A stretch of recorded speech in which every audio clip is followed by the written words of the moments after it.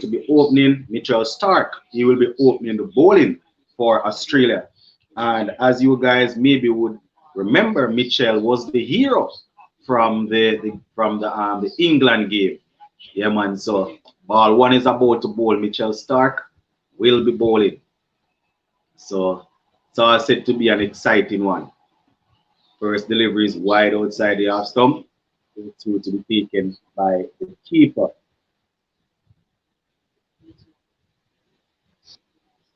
So Martin Guptill and Mitchell facing up. Let me see, I see a couple of comments here. Hassan said pretty pumped. All right. Back in New Zealand. I want New Zealand to win badly. Contact 20 say need New Zealand to do the haka. Yeah, man, we want New Zealand win, man.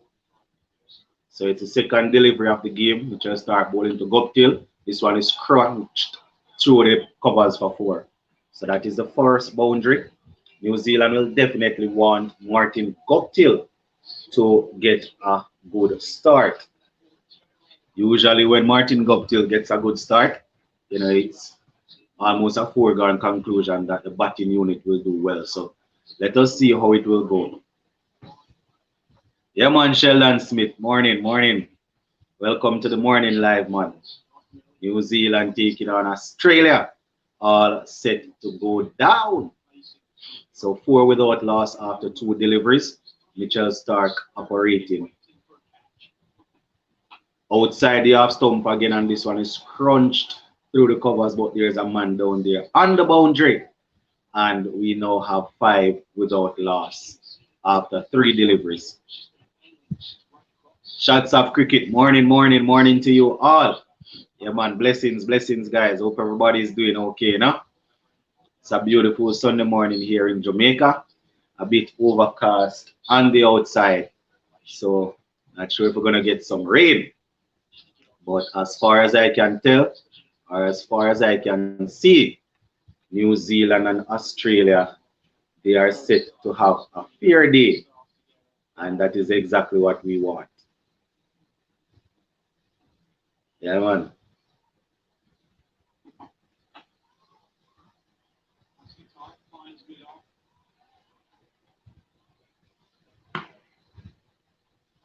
Yeah, man. So just almost through the first deliver the first over. Well, that was a good innings by Mitchell the other day against England. They actually have it here on replay. Yeah, man, it was a very good half century. He will definitely want to repeat that or produce something similar. Michael Rose, if New Zealand won the World Chess Championship ODI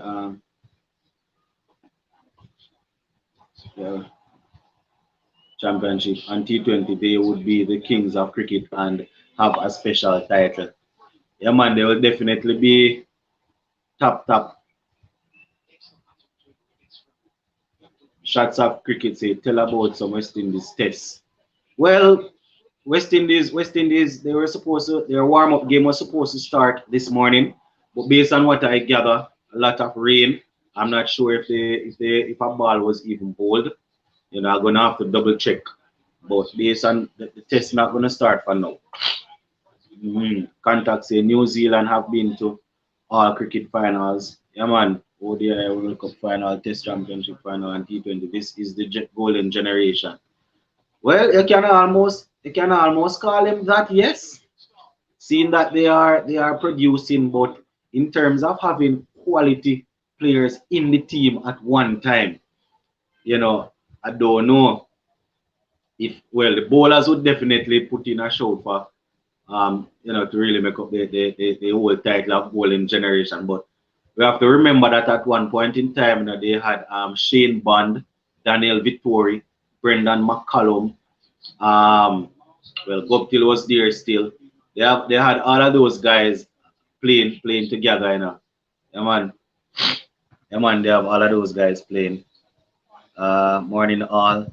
Yeah, man, Smith, Raja, big up. Say who you all backing. I want New Zealand. Yeah, man, New Zealand, man. We carry New Zealand straight. Shots of cricket. Very hard to see that West Indies is not in the final.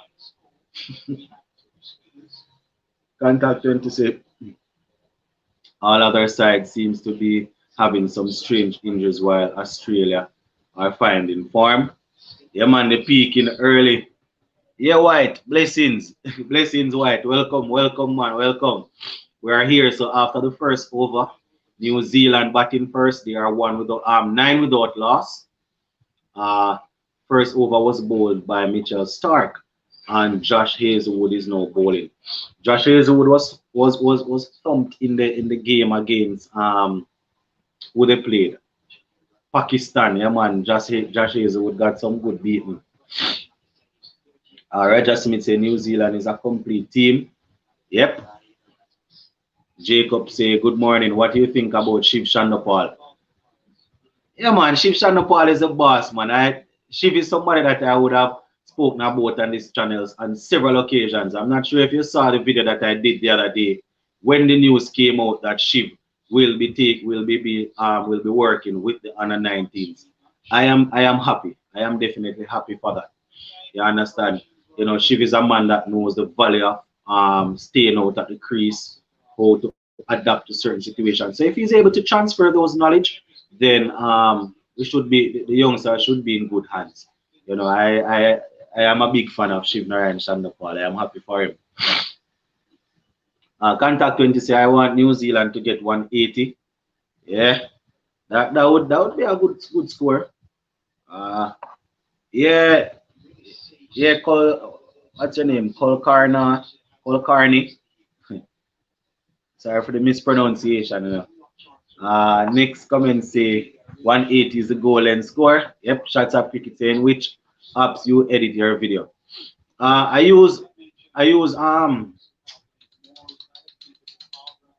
ooh I soon tell you. Let me you know, oh, Adobe. It's called Adobe Premiere Pro.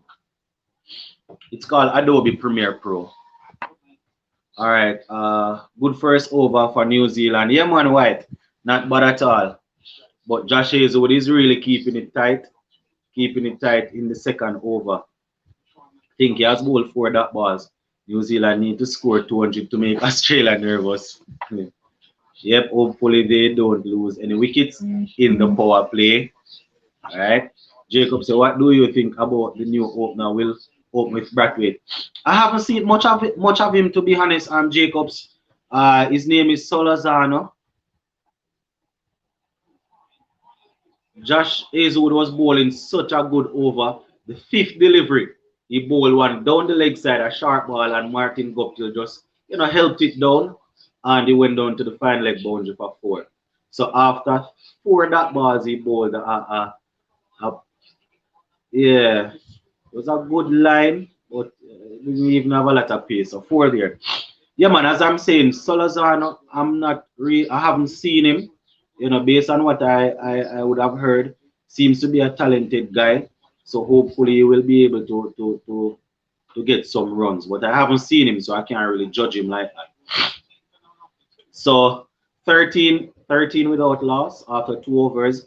Josh Hazelwood there bowling a very good over. It's just that the penultimate delivery went for 4.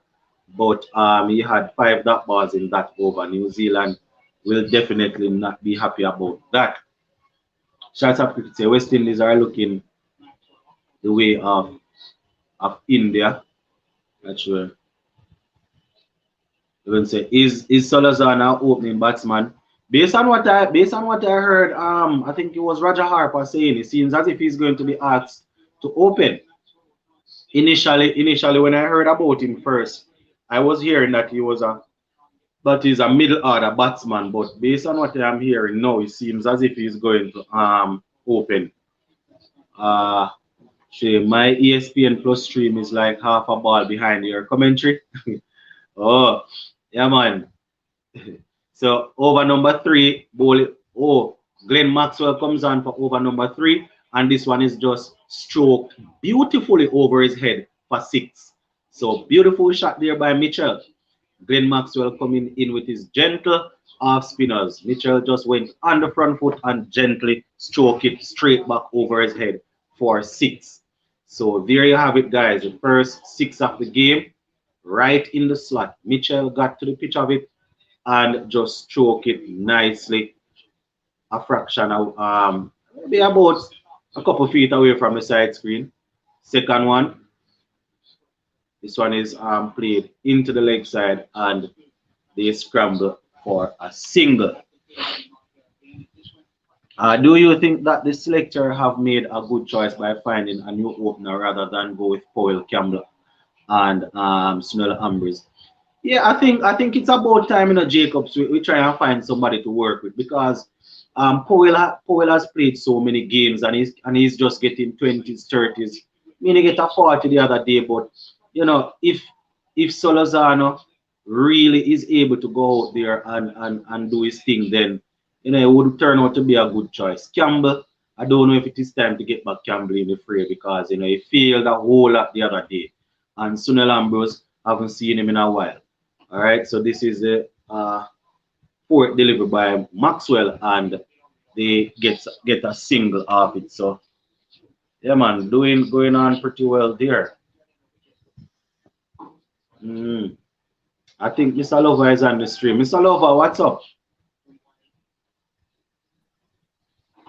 All right, another delivery by Glenn Maxwell, and they played it to the square leg position and get a single. So 21 without loss, 2.4 overs. Guptill is on 11. Yeah, you hear me, Mr. Lover? Yes, I am hear you. What's happening with what's happening with the warm-up game, the West Indies warm-up game?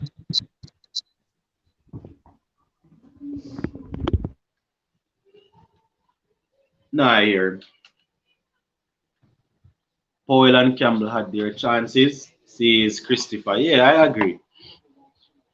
Now, I hear Mr. Lover at all. Sheldon Smith say the key to the game will be scoring big runs off Zampa and Maxwell and Marsh. Well, I say those are the bowlers that they need to target, Sheldon. Marsh bowls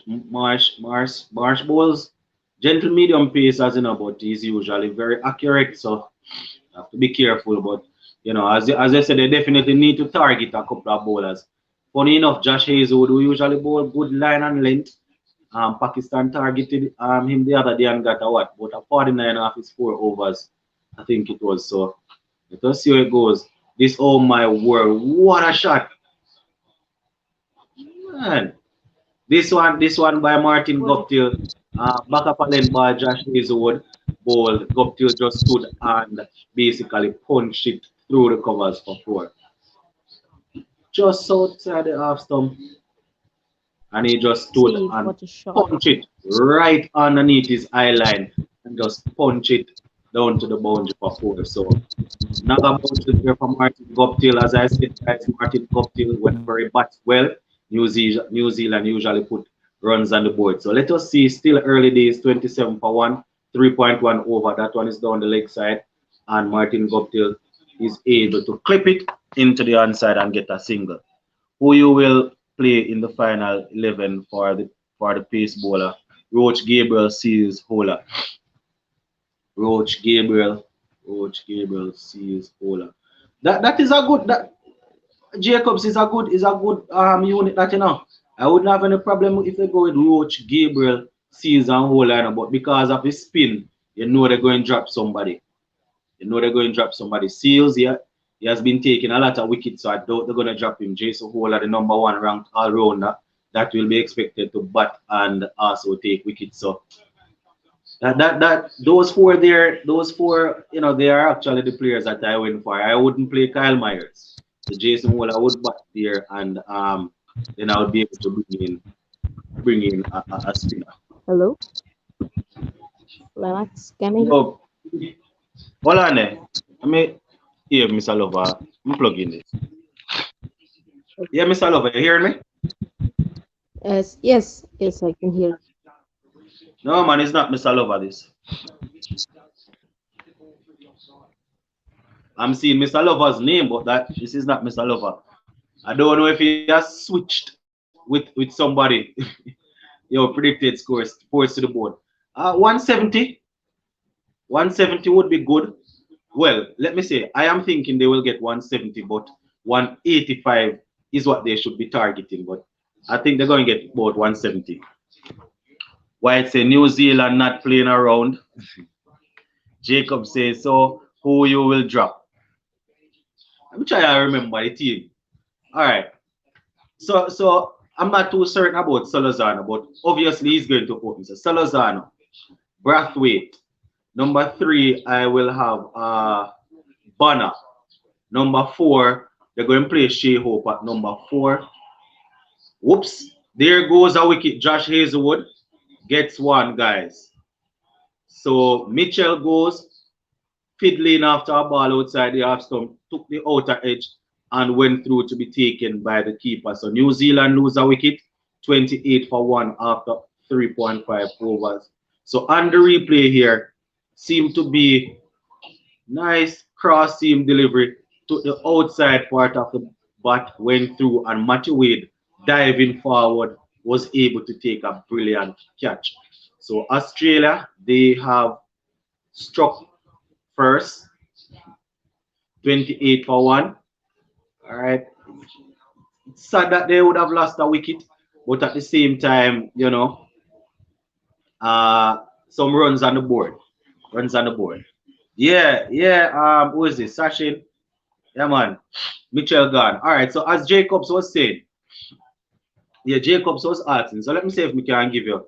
Sorry, guys. I kind of stuffy. I would go. Solazano obviously is going to open. Brathwaite, Banner. Number 4, we're going to play Shea Hope. Right? Number 5, that is the problem now. We don't know. See, the coach said Carnival is the number 1 test spinner. So if Shea Hope plays, I'm not sure if Rakim, if Shea Hope plays, I'm not sure if Chase is going to play. But we need the batting. You know, let me go through it. So Shea, Salazar, Brathwaite, Bonner, Shea Hope. After Shea Hope, number 5. Boy, I feel like Chase not going to play. So they might go 5 Blackwood, 6 Jason Ola, 7 Carnival. Carnival, 8 probably Roach, 9 Seals, 10 Gabriel. We still have a spot, man. I'm gonna try to work it out. The problem that I'm having, you know, guys, is you see the Shea Hope and the Shea Hope and the Rastan Chase thing kind of tricky, because if Shea Hope went back at 4, those your Rastan Chase is going to play. Let me try again. Salazar, Brathwaite, Banner. Number 4, Shea Hope. 5. We could probably try this. 5, Rastan Chase. 6, Blackwood. 7, Jason Hola. But that would mean Jason Hola batting at 7. I don't see that happen. Jason Hola. 8. Oh, I didn't remember Joshua De Silva. So the first one that I called is the right one, except Joshua De Silva is in there. Boy, something wrong with the brain, you know, man. 28 for 1 after 4 overs, guys. Pat Cummins is now in. World-class test bowler, you know, but he hasn't really done well at the T20 level. So all Pat Cummins can go. Usually you will find a good line and a length, but you know, he hasn't been working for him so far. Yes, Sheldon, I am happy Guptill is still there. Anything can happen, but the problem is that Guptill, he hasn't really done much over the last couple of games, you know. Not only in the World Cup. Not only in the World Cup, but you know, Guptill, he isn't as consistent as he was once.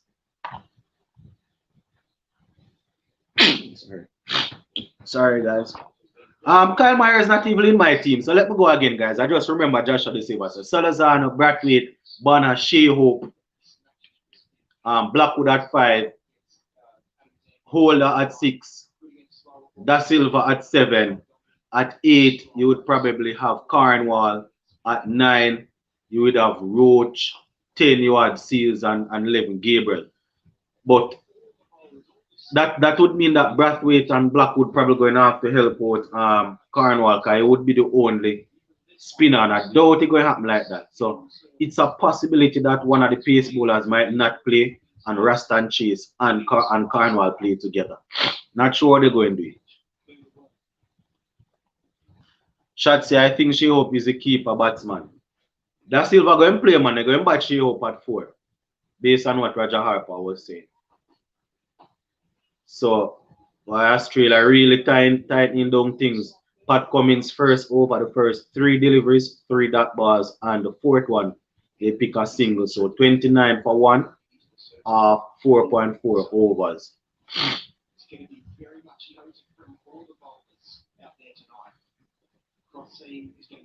29 for 1, 4.4 overs.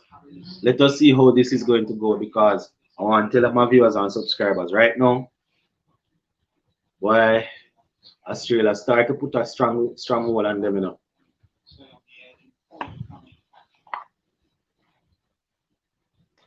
I know this is controversial, but I don't think Seals will play. You see, and that is the problem in a session. Seals is a wicket taker, but one of the pace bowlers will not play because they're going to want 2 spinners based on the track. But I don't know if they're going to pull rank. Roach is definitely going to play. I don't know if they're going to pull rank and use Gabriel instead of Seals. But seeing that Jason Holder is there and will bowl, so Jason Holder, probably they will use Jason Holder, Roach, and Gabriel, and then 2 spinners. So you might just be correct. Yeah, Lovens. They might use 2 spinners, yes, in Chase and Cornwall. So you find that one of the pace bowler might not play. Not sure which one. Shall I say, who is the man? Who is the man? Mr. Lover. Well, Mr. Lover is always on the live. Sometimes when you're doing live show, you know, he's always on the live. So when you hear me say shout out to Mr. Lover, he's usually on the live. I think they will drop Gabriel for Seals. Maybe even that McCarthy, because Gabriel is working his way back in. So I don't know. I don't know if his out and out pace will be effective over there. But one of those pace bowlers will definitely not play. So seeing that Jason Holder is there, it might be Jason Holder, Roach, Seals. Or it can be Jason Holder, Gabriel, and Roach. You understand? Yeah, Mr. Lover, we heard it. Somebody on your thing just now. You know, I was just about to tell him that we know it's not Mr. Lover, but they can go ahead and share. But by the time I was able to say that they jump off. All right, White is giving us his 11. So Brathwaite, Solazano, Banner, Hope, Chase, Blackwood, Holder, Da Silva, Cornwall, Warwickon, and Roach. But that would only leave how much pace bowler White. So you have Roach, Holder. Wow, so 2 pace bowler alone I use. So you have Holder and Roach. So you're only using 2 pace bowler White. I would think maybe Holder, Roach, Seals, I'll leave out Gabriel. No, 2 pace bowler might do a little bit do White, because when you take off the 2 pace bowlers, that means at all point in times, if you have 2 pace bowlers off, you're going to have 2 spinners operating. Sometimes it's good to have a pace bowler or a medium pace bowler operating with a spinner. I don't know why. That probably a little bit short. 30 for 1, guys, 5.3 overs. Guptill 17 off 20, Williams 1 off 5. Norman put Chase can miss out, and 2 specialist spins still play. All right, so if Chase miss out, then he would probably play Warwickon or Versamy from all, because Shea Hope is doing will do the batting. Yeah, somebody try imitate the great Mr. Lover, yes. But I would play Chase. All right. Jacob say my 11: Brathwaite, Solozana, Banner, Hope, Blackwood, Chase, Silver, Holder, Cornwall, Roach, and Seals. All right, so you have Cornwall and Chase to spin, I have Roach, Seals, and Holder. Yeah, I'm more thinking three pace bowlers, man. Because if you take out the two pace bowlers, you're going to have two spinners operating. No, sir, I go change my name. All right, what? Well, Australia really tying them down, guys. Josh Hazelwood out here bowling, out to bowl a maiden over. So it's 30 for one, guys. Whitey, Roach and Holder, two seamers, Cornwall, Warwick, and Chase. Um, Roach and Holder, two seamers, Cornwall, Warwick, and Chase spinners. What we see in teams in Sri Lanka who don't really use seamers at all. Think the two seamers is enough with three spinners as main threat. But my problem, the problem though, whoa, oh safe. the problem though, White, what I'm worried about is if our spinners are really penetrative enough to really allow them to operate for long hours. You understand? I'm wondering if they are going to be able to pick us off, pick single, pick twos, pick threes. I am worried whether or not our spinners will be effective. That's why I don't really trust our spinners. Maybe it's because I don't trust them. I would want a backup pacer, but I get what you're saying though. Lovin say, okay, what I would play, would play Permal or Warrican instead of Chase. They are more specially spin. All right, so you would see that Shea Hope is there to hold on the fourth at number 4 with the bat. You wouldn't worry about Chase. You would play either Warrican or Versame Permal. Why if Permal don't get a play in this series, boy, I don't know if he's going to really play back for West Indies. If you look, Sharp Myers might play. That is the thing. But my problem is the batting position that Myers going to take up. Because I don't know if I want two spinners operating all the time. You have a point with our team. With our team, we are not really consistent. That's what I'm worried about, right? But teams usually play 2 to 3 spinners and 1 or 2 seamers in Sri Lanka. Yeah, man, I understand, I understand teams playing that. But I'm worried if our team is good enough, our spinners are good enough, but to do it. But I get what you're saying. I definitely get what you're saying. Jacob say Blackwood and Brathwaite can help us out how they did in Bangladesh. And I, I heard Blackwood on an interview this morning, yesterday, saying that he has the golden arm. He was just joking around still with the golden arm part, but said that he's thinking to bowl some spin. But in those sort of conditions might work. So Maxwell is now operating, guys. 6.2 overs. Power play is now finished 34 for 1. While they are behind the ball game, and I wanted them at the end of the power play to be in the 40s. And they are 34 for 1.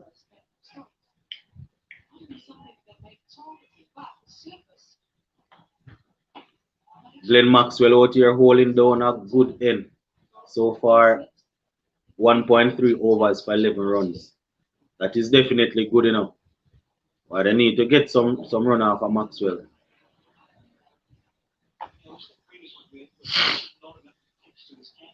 Brathwaite, Salazar. All right. So shots of cricket say Brathwaite, Salazar, Banner, Hope, Myers, Blackwood, Da Silva, Holder, Roach, Cornwall, Warrican. Oh, and so Warrican is in the team because he know how to bowl in Asian continent. Yeah, 2 pace bowlers. All right, so shots of cricket is saying that based on Warrican's experience over there in over that side, in the subcontinent, basically.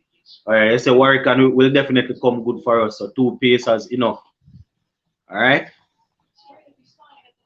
White is saying that I don't think our seamers will be effective at all in Sri Lanka. Jaja. Mr. Lover say Brathwaite, Salazar, Banner, Hope, Blackwood, Holder, Da Silva, Myers, Cornwall, Warrican, Roach, or Seals. They're going to go with one. They're going to go with the leader, the lead pace bowler man. So Roach will play. Whereas Roach can get the ball to move around. Australian pulling the Black Caps back. Yep, White. It's 32 for 1 after 7 overs. That is not good going at all. Make no sense. Play Seals, Roach, and Gabriel, and no fast bowler on the bench. Remember, Joseph was not being picked. All right. So I understand you, but if we play three seamers and two spinner, we also have Brathwaite and Blackwood can give us some overs. All right. Jacob said, well, if they pick Myers, he should come in four, and else don't get four, or else don't get picked. All right. Yeah, can't afford to three fast bowlers. All right. So now I said two fast bowlers, them and the spinners, them do the work. Mr. Lover said Joseph opted out for family time with his newborn. Why Mr. Lover always getting the information now? You know I didn't hear this, you know. 6 or 8. I didn't hear at all. Simpson says Sunday blessings sports to the bone from England. I'm back. Alright, blessings Simpson. No man can piss me off, Bridget. I hear that but I would want Brathwaite and Blackwood to score runs. Something they haven't been doing. Let the batsmen score runs and bowlers take wickets. Yeah, the batsmen need to score runs. I want to say score runs, we're talking about scoring centuries. Because if we really look at it, Blackwood, he has been scoring a couple of half centuries and some 30s and 40s. But, we don't want our specialist batsmen scoring those runs. So I understand. We want some centuries, man. Why New Zealand, look at them plan to draw the game. 39 for 1, 7.3 overs. Adam Zappa operating now, bowling a couple of dot balls. Why didn't Joseph get picked? See, Mr. Lover same of newborn. One of the two leg spinners must play. Alright, Joseph got pace enough, but why leave him out? Why? This don't look good enough, guys. This don't look good for New Zealand at all. So as we speak, 39 for 1, 7.4 overs. Run rate currently 5.09. And so far, Australia, they have managed to conjure up 25 dot balls. No New Zealand, no man. This is not looking good at all. Brooks Bravo, them man, they not even in the squad. Nope. Right, exactly. If it was my other team, Brathwaite and Blackwood would be dropped. Any other team. Yeah, them need to score runs. I looking for a top six to make runs and looking out for Solozana debut. All right. So how you rate West Indies test team now? I don't really rate the team too tough, Jacobs. The guys are pretty inconsistent. Very, very inconsistent. You know, the top order has been failing right through. It's usually the middle order saving us. So just like how we are ranked, that is where the rating is at. McCarthy said Joseph has been ineffective for a while. Joseph bowls at good pace, but he's not really penetrative. When he bowls, when he really bowls the wicket taking deliveries, he usually get the edge, and somehow he's always bad looking that the fielders put down his catches. But he's not as penetrative as you would want him to be. But when he does bowl well, his catches always seem to go down. What West Indies win the toss and bat first and put 400 plus runs and then bowl out and then hand it over to Sri Lanka.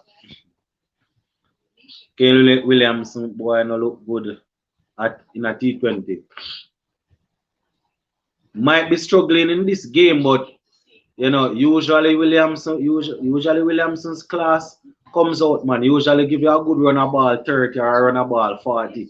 Can up the tempo when you want. Larger format suit much better. All right. Listen, as West Indies fans, let's face the facts. West Indies not good at all. Every form of cricket. Yeah, we know that they are not performing, but still going to talk about them. I think West Indies will uh,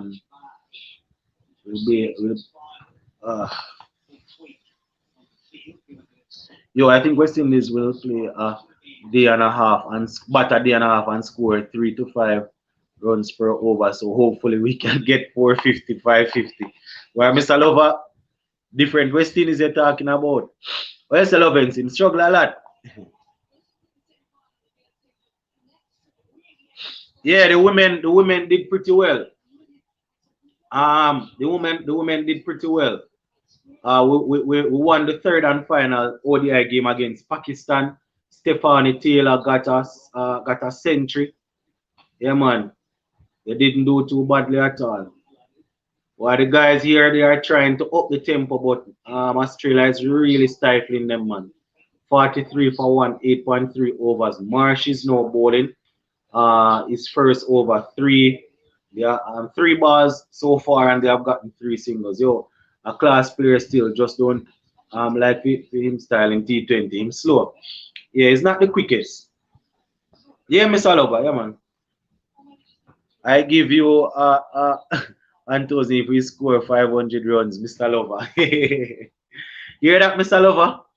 I just found out Devon Conway is not playing because he punched his bat and broke. Yeah, Devon Conway isn't playing now. He broke his hand. What a shot! Good for there by skipper. Well, I'll hold you to that. Yes, Mr. Lover, I definitely go remind them, you know. I go remind them. Mm, miss out the test word too. Devon Conway look like him sick man. Mad man. World Cup finals and him decide for broke film him decide for mash up film hand.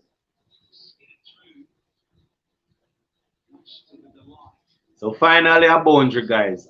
So 47 for 1, 8.4 overs. That is where I wanted them to be after 6 overs. But it's now almost 9 over, pretty close to the halfway mark, and they are 47 for 1. It's not looking good for New Zealand. Pat Cummins with a short ball, and this one is pulled ferociously by Kane Williamson. Yeah, man, down to the boundary for another 4. 51 for 1. That one was short and asked him to be hit. Kane Williamson just swiveled on it and pulled it ferociously. Ball just went crashing into the boundary. Yeah, McCarthy, Devon Conway is a different youth. I don't know her. Somebody can mad someone. Mad man that. Williamson and Guptill. Williamson and Guptill, but till 16 overs. Then Nation finish it off. Wow. Just got Williamson just collected one on the grill just now. Good sharp ball by Marsh. Let me see. Sharp ball went out there. Kane Williamson was through the shot. Bang! All right. Well, he scored a double and them drop him, so maybe that affecting him mentally. Yeah, that I remember when he scored that double century. You know, it's not that West Indies don't have quality players scored to the bone. The biggest problem is the way those players are managed and selected. Most of the time, the wrong players are selected.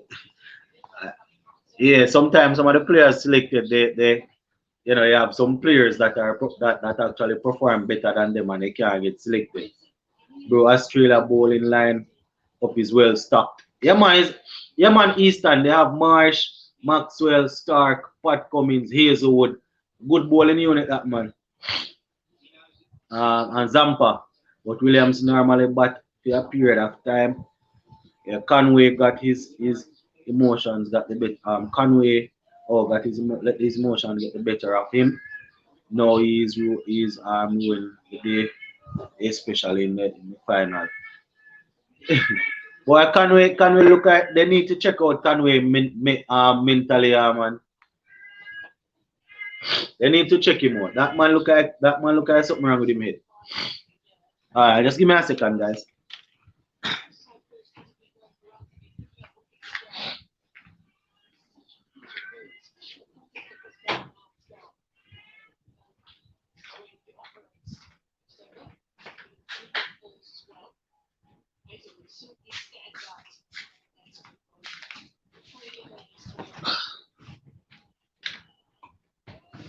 Alright, so quick score update 52 for 1, 9.2 overs.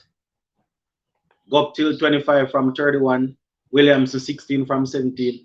So Williamson basically catching up back where the balls are concerned, but they still need to go a little bit faster than how they're going. Somebody need to go.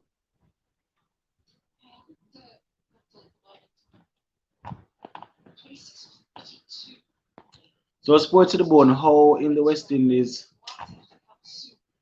T20 team right now can take up those all from Dwayne Bravo and Gale. Remember, a era has ended in West Indies T20 for 21 years. Right now, Jacobs, you have two guys that could probably slot in for Bravo. And when I say slot in, I don't mean come with the same level of quality, but you would slot them in and hopefully, they would develop good enough to basically replicate some of the performances that Bravo would have put out. You know,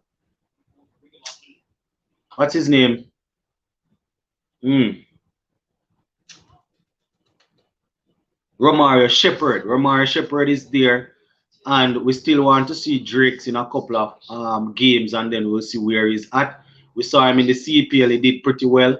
More than likely, the IPL personnel would have seen something in him, so he went down there, did some net bowling. So we're expecting that he would have gotten some more experience and will be able to pull off a couple more bag of tricks. But those are the two guys that I am thinking as we speak.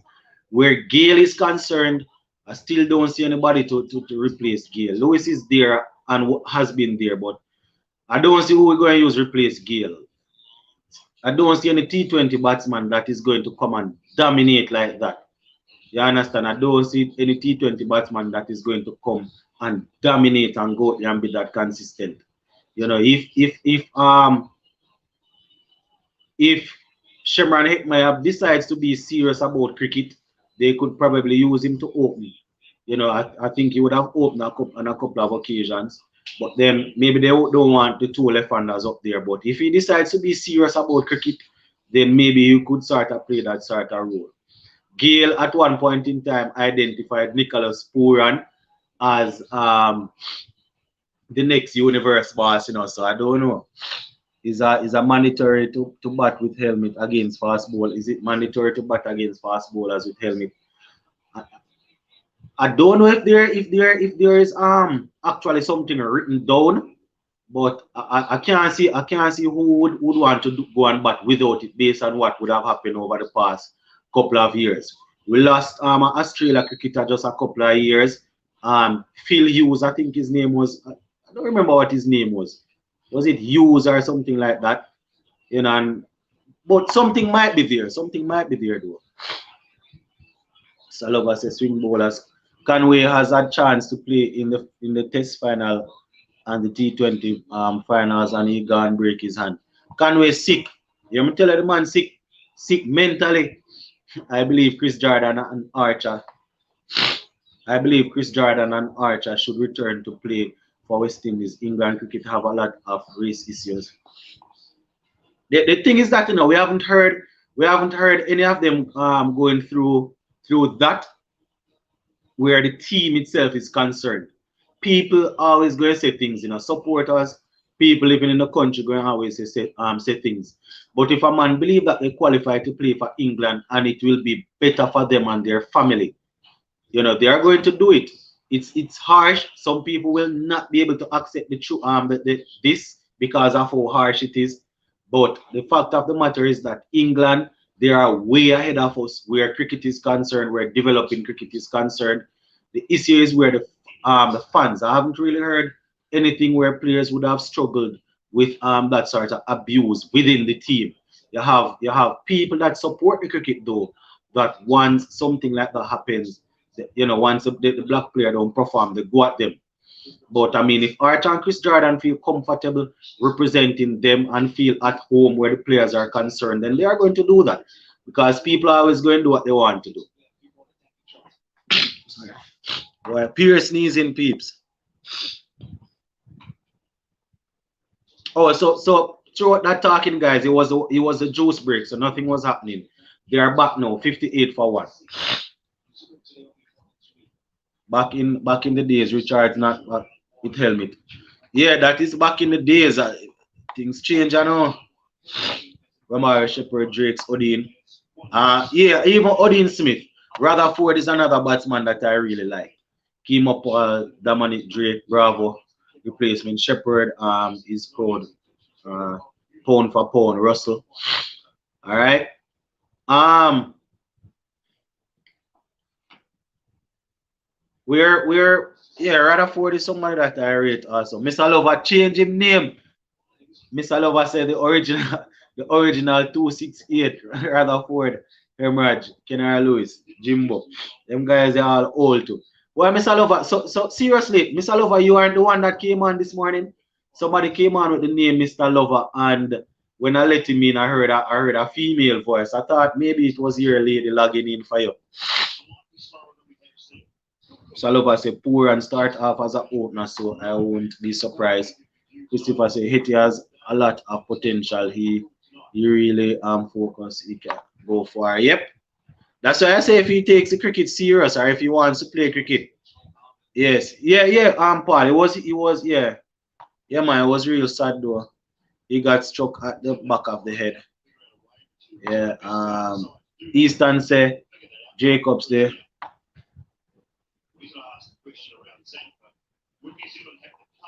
The coaches should have set up the senior players the same way how Javon sees and Kemar Roach things set up Roach, took the youngster under his wing and show him the ropes.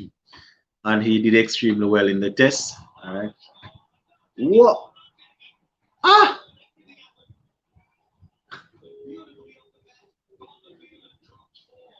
Josh Hazelwood just put down a catch down on the boundary, guys. And the ball went over the rope for four. 65 for one. Shepard definitely plays a lot more like Russell. Yeah. Let me see.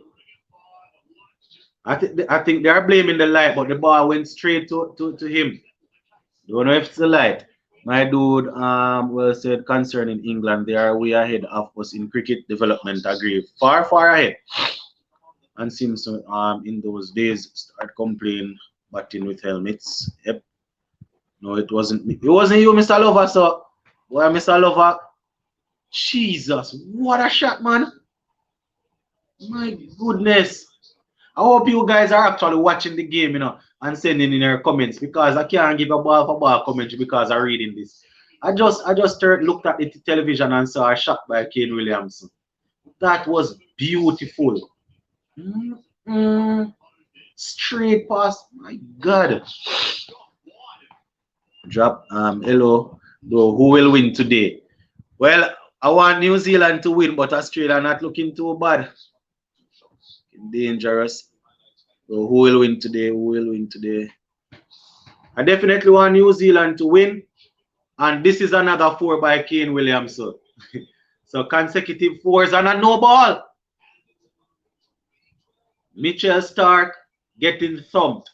Two fours and a no. And then, well, is that three fours and a no ball? Yeah, it's actually three fours. He had that pull, that straight drive, and then this one. So three fours and a no ball. This is looking good. This is looking good. Up top, Mr. Unknown. Kane Williams, one of the best batsmen in the world. Yep. Easy. Unknown, tell the people them like up the stream, yes. Like up the live, peeps. Like up the live. Hello, who will win today? All right, Sigdale. So as I'm saying, I think New Zealand will win. And whoa, very good save there in the outfield. From Stoinis. Seemed as if he tweaked it. Seemed as if he tweaked the hamstring,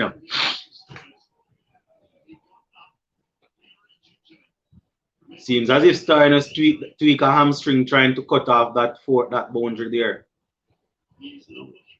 Whoops.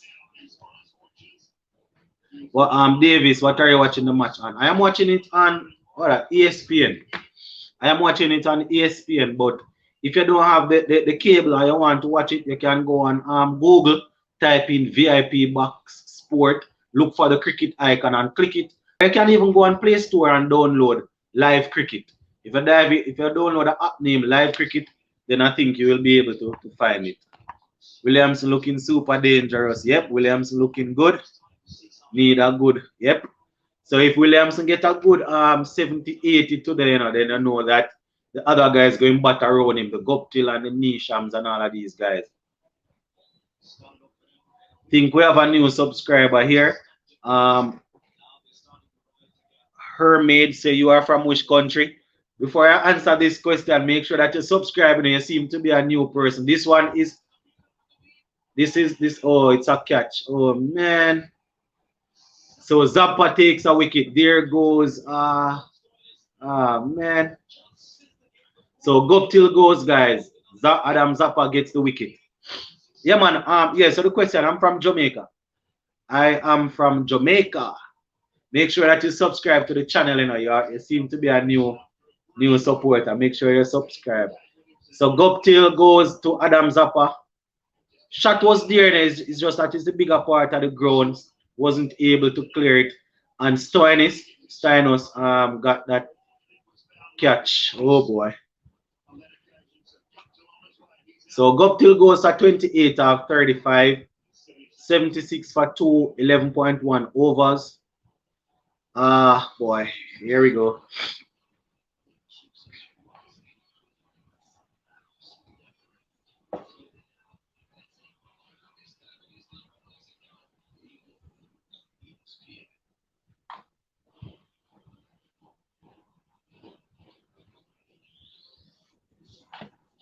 All right, Jacob say, I believe the West Indies cricket board need to set up some program for those players, because 1 year or another World Cup, so West Indies team can get back where they used to be. Yeah,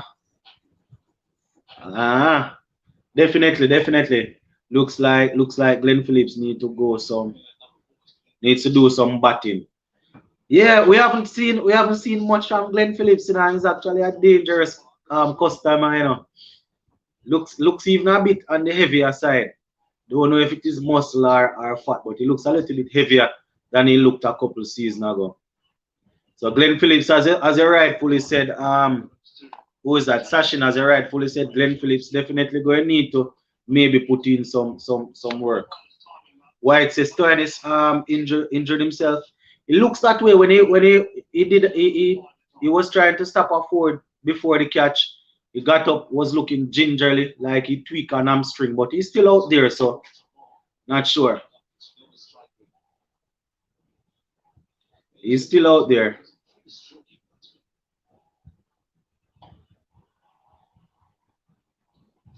Lee, Sports to the Bone, when is the female T20 World Cup? I think that's sometime next year now.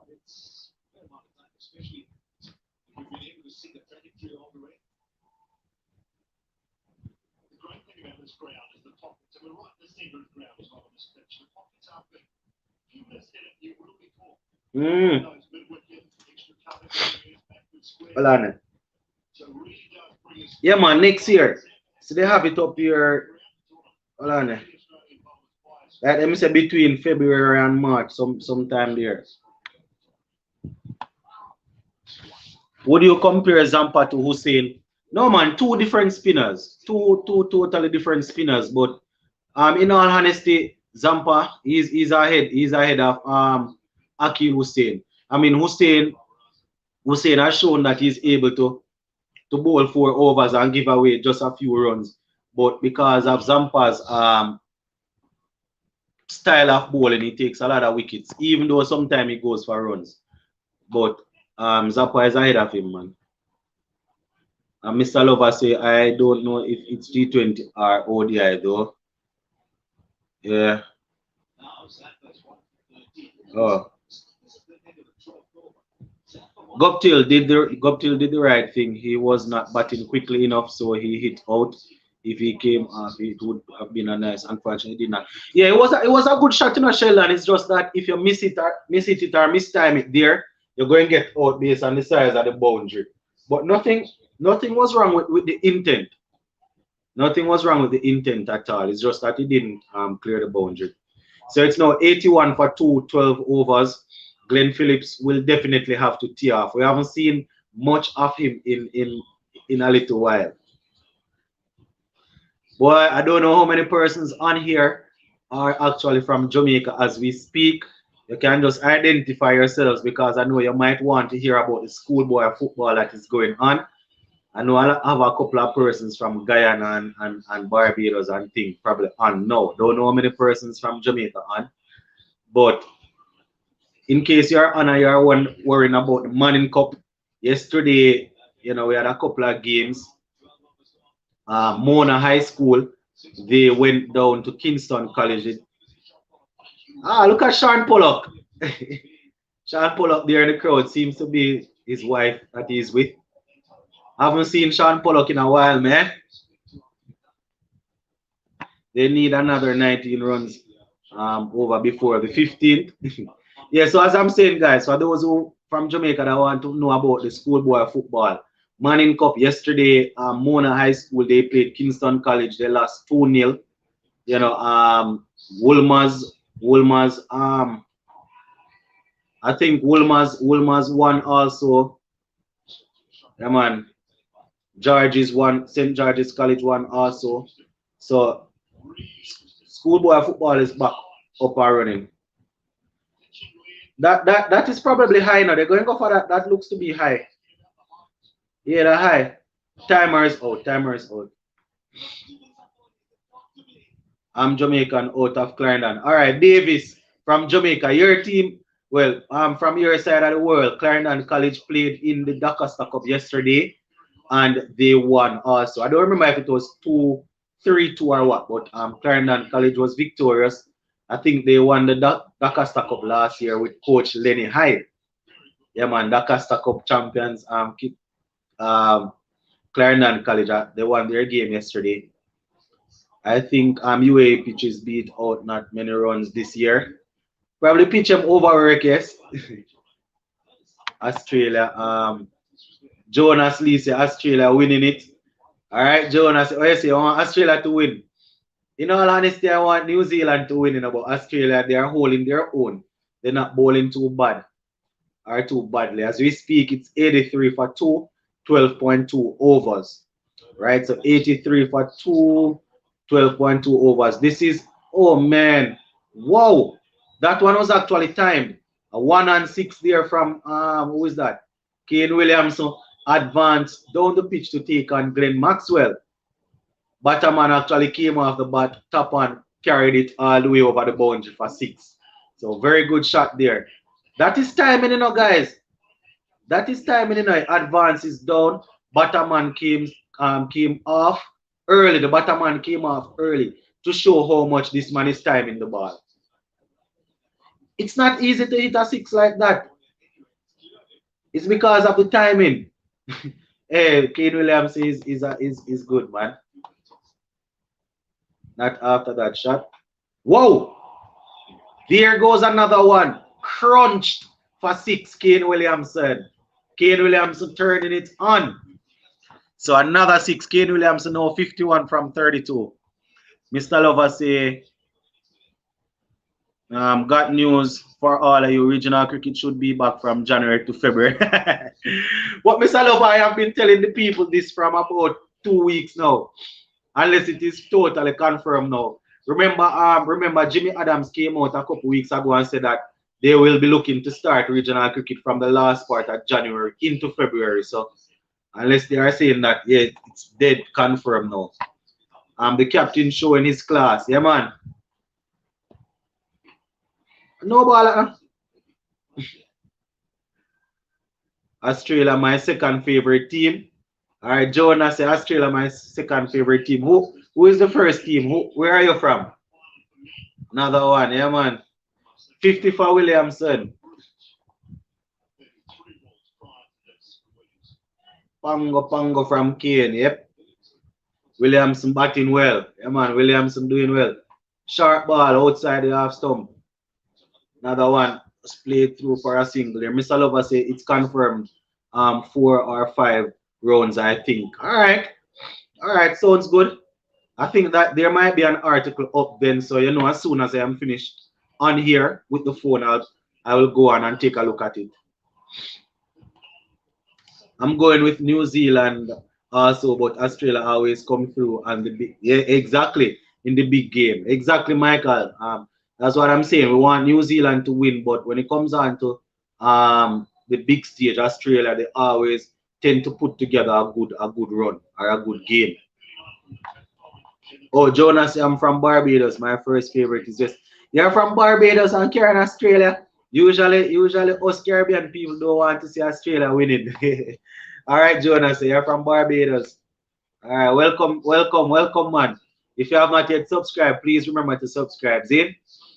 All right, Clash of the Night. Yeah, Ian, great, Ian. I wonder if Ian is going to do karaoke today. Yeah, man, Ian, we're here looking at the game. Shelan said Mr. Lover added to his name. Yeah, man, I think somebody was trying to impersonate Mr. Lover earlier, so him change it up, you know. Let us know it's the original. All right, you're talking about Jamaica regional or Caribbean regional. It's regional cricket, man. Regional for the region, Caribbean. So Trinidad, Guyana, Jamaica, Windward, Leeward. Yeah, man, I heard Jimmy Adams saying that the cricket would start back in the latter part of January, February. So yeah, 4-day cricket, the guys can get themselves together. Ian said, yeah, clash of technically sound. Yeah. Williamson batting good. I just wish Shea Hope is watching. When you say Sanjay, Shea Hope could play the same sort of innings because of the class and the touch. Yeah, that is what we have been asking for from him, but we're not seeing it at all. Not seeing it at all, my brother. Shea Hope really, Kane Williamson really doing his thing, man. So 97 for 2, 13.2 overs. All right, they need another boundary. They need a boundary in a Pat Cummins. Pat Cummins is bowling really well, you know, guys.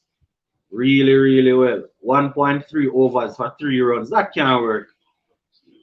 Yes, Sanjay. Good night. New Zealand, the better team. All right, Morris. Yeah, man. I think most persons on the live want New Zealand to win. You know. Mr. Ian, why don't you hop on the live? Probably Ian probably getting ready for his Sunday dinner. Yeah, man, probably getting ready for his Sunday dinner. Why may I tell the peeps, wake up from morning and just stuff up Rasta. So 98 for 2, guys, 13.3 overs. Come Phillips, man, you need to tee off. Haven't gotten anything from Phillips in a while.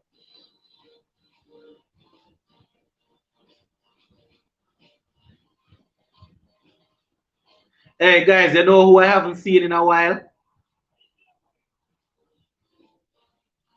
All right, looking New Zealand, looking really set for at least 170. Yeah, boy, yeah, they look like you weren't on the live, but you were hearing. Yeah. Whoa. I was actually saying that I think they might get 170. I think is what I said, 171 are there, but you know what they need to get is 180, 185. But I think they might get 170. You know who I haven't seen in a while, guys? The great Ashish Nera. I haven't seen Ashish Nera in a while since the World Cup. No, since the IPL resumed. You know, I saw him 1 and 2 times. I don't know if he's doing some coaching. He might be working with some of the teams. Ashish Nera. We haven't seen him in a while on the line. I hope he hope Ashish Nera is okay. So the 100 is now up, guys. 102 for 2. I always like to see when the 100 come up, you know. Cause you know when the 100 come up, it's like you're starting from 1 again. Mr. Lover say use garlic. cayenne pepper, honey, cinnamon, ginger with lime or lemon as tea. My need to do that, yes, cause usually I don't have them problems, you know. Look at me getting old. All of a sudden, me start stuff up. Sports to the bone. What you feel is good first score. I feel 180 is where is what would make them safe. Look at the great Shoaib Akhtar. Shoaib Akhtar waving to the camera. The great. Yeah, I think yeah, Mr. Love, I might need to try something like that. Yes. Yeah, Grant. Maybe 180, 85 is would be a good score, but I think they might get 170. Ian says Sunday food and maybe karaoke. 170 is very competitive. All right, Ian. Sunday food is always nicer than anything else, you know. I might end up do some cooking today again, you know. Why if you're not feeling so hot? Nice shot, boy. Straight back over the bowler's head. Crashed into the side screen for six. Beautiful shot there from Glenn Phillips. Quick hands. Got to the pitch of it and just whipped it over the bowler's head. As Oshgan, I didn't like his team. Yeah, his team when they get knocked out. Yeah, man. Ashish hiding, man. Why Ashish hide? Why most Caribbean people not back in Australia when the Australia boys are more of a big hitting like West Indies? I think it has to do with history, man. I think it has to do with history, not necessarily not because of the way how they play their cricket, but because of the history between us and them. After watching Matthews and Nation and Taylor but this morning, I am happy for the rest of the day. I didn't watch it in a Sheldon. Boy, oh no good. That early. I didn't watch the game, Sheldon. I didn't watch the game. Didn't watch the game at all. But Taylor got a century, Matthews and the others did well. West Indies men need to take a page from the women. Look at composure of the captain Stephanie. She came in at 15 for 3. Wow. Compiled 2 solid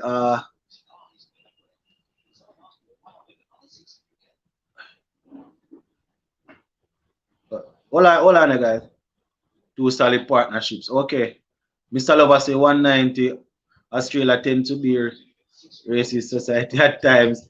Yeah, that's probably one of the reasons too. If New Zealand can get another 90 runs in the remaining overs, yeah, big chance. All right. Phillips, what are you doing? What a shot. Run rate 8. Jonas, there is a rivalry. Yeah, man, I can see myself supporting them. What I love about West Indies women, they don't go for 6, they make 4s and rotate strike. What's up, sports to the bone? I want New Zealand to win. Yeah, man, Jaden, we same here. Sanish, and I agree, bro. She hope is more of a son. Yeah, I was just going to answer. I don't remember.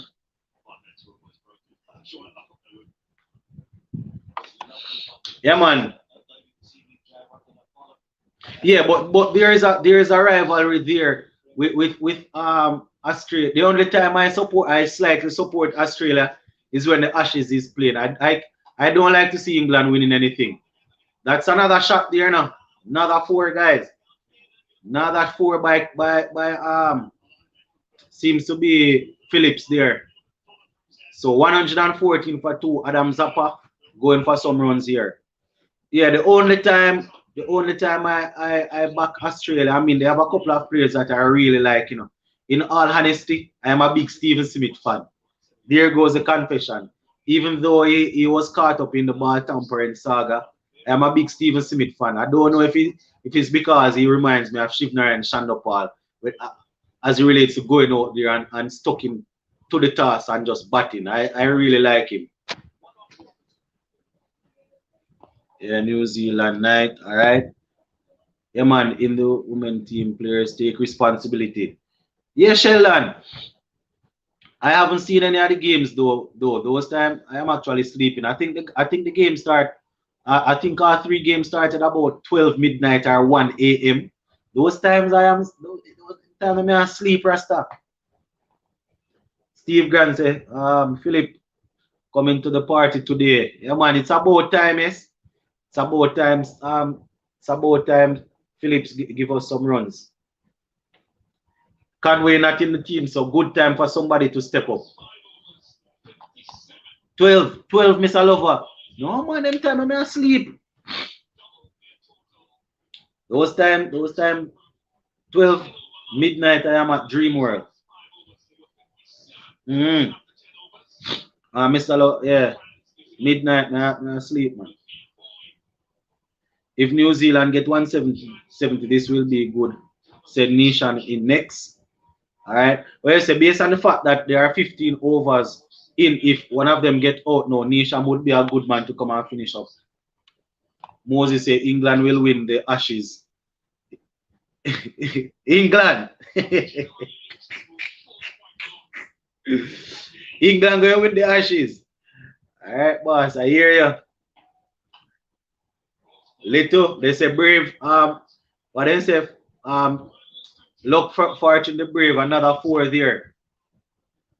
Another 4 there of the outer portion of Kane Williamson's bat. I was watching. Hold on there.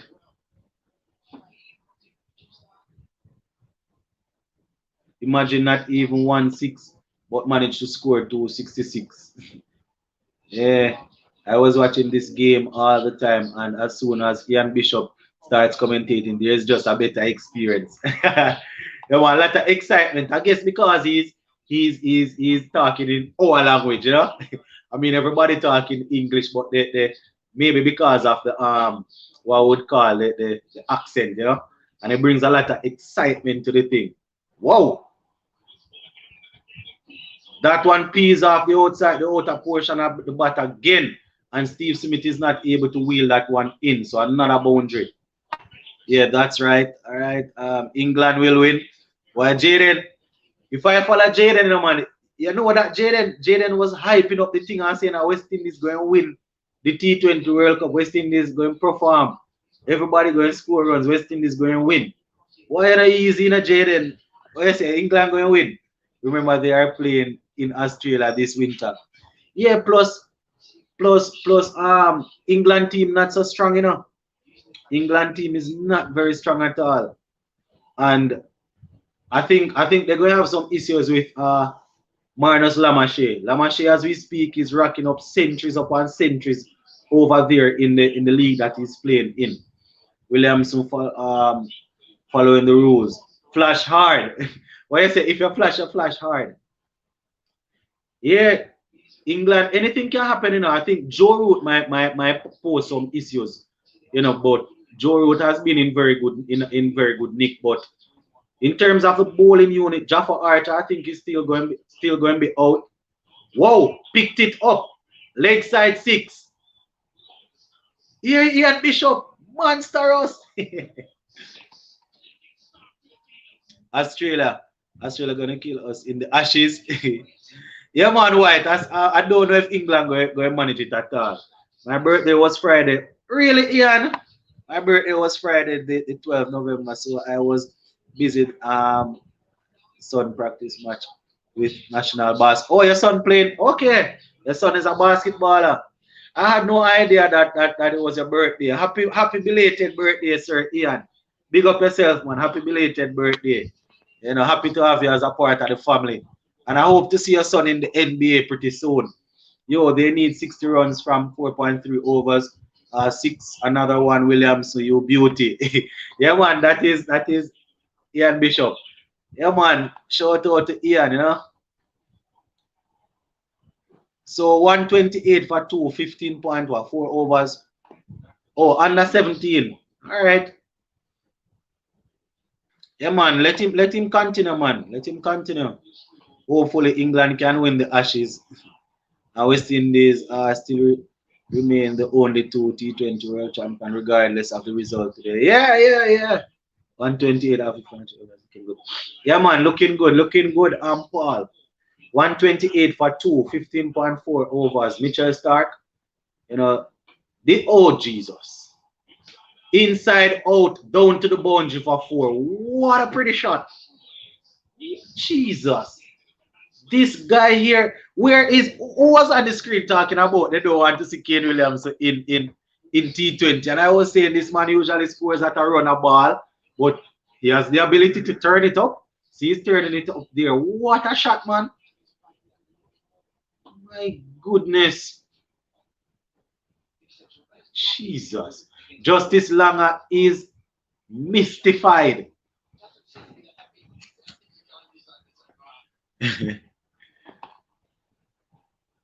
Lick Mitchell Stark and skin. Not a four. Just went on the back foot and just clock that one. Four more. 136 for two. Kane Williamson. The man, the myth, the legend. Yeah. Mm. Boy, Kane Williamson just took Mitchell Stark to the cleaners.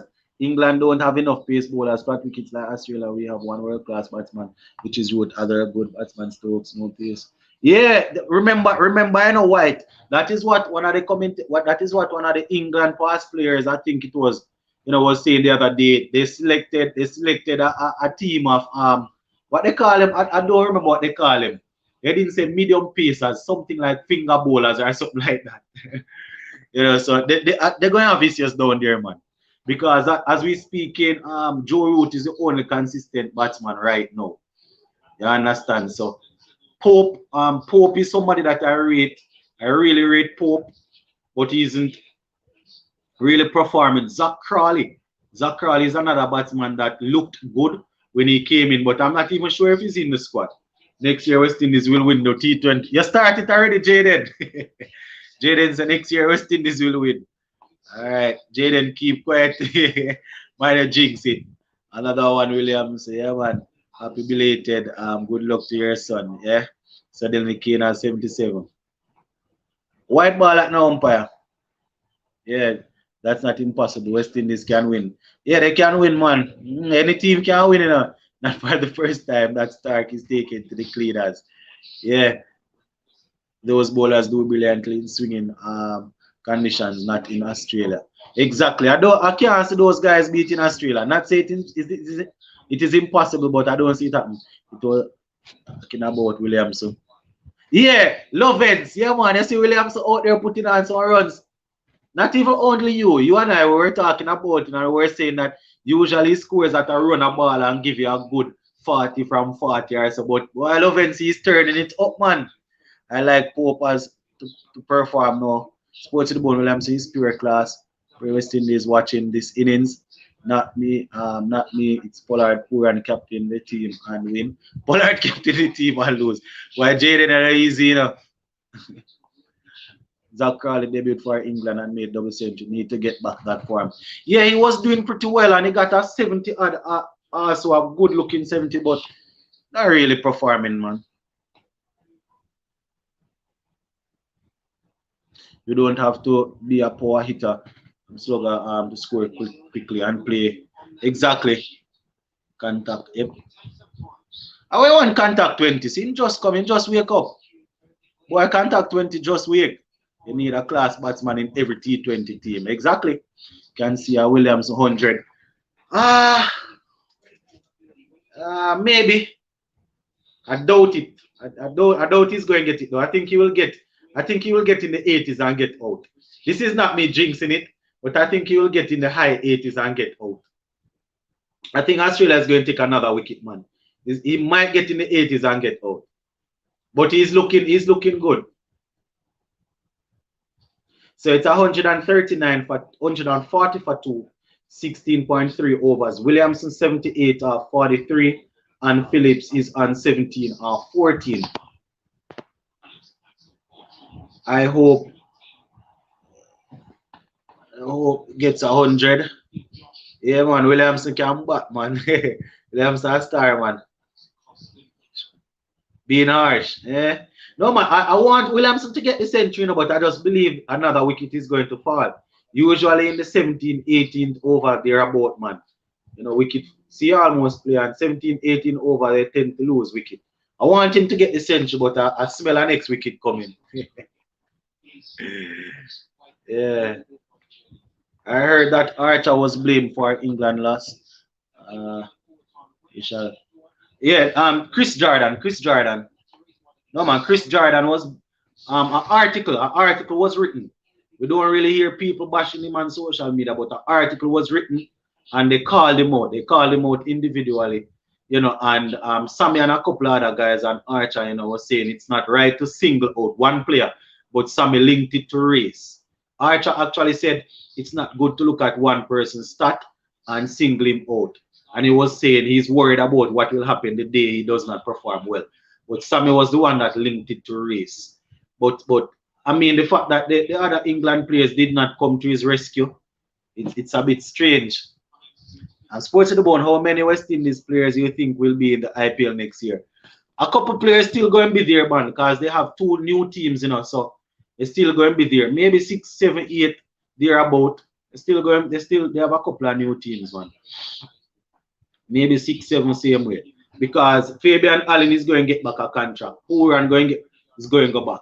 Hetmeyer is going to go back. Pollard is going to go back. Hopefully, maybe Drake is going to go. Hopefully.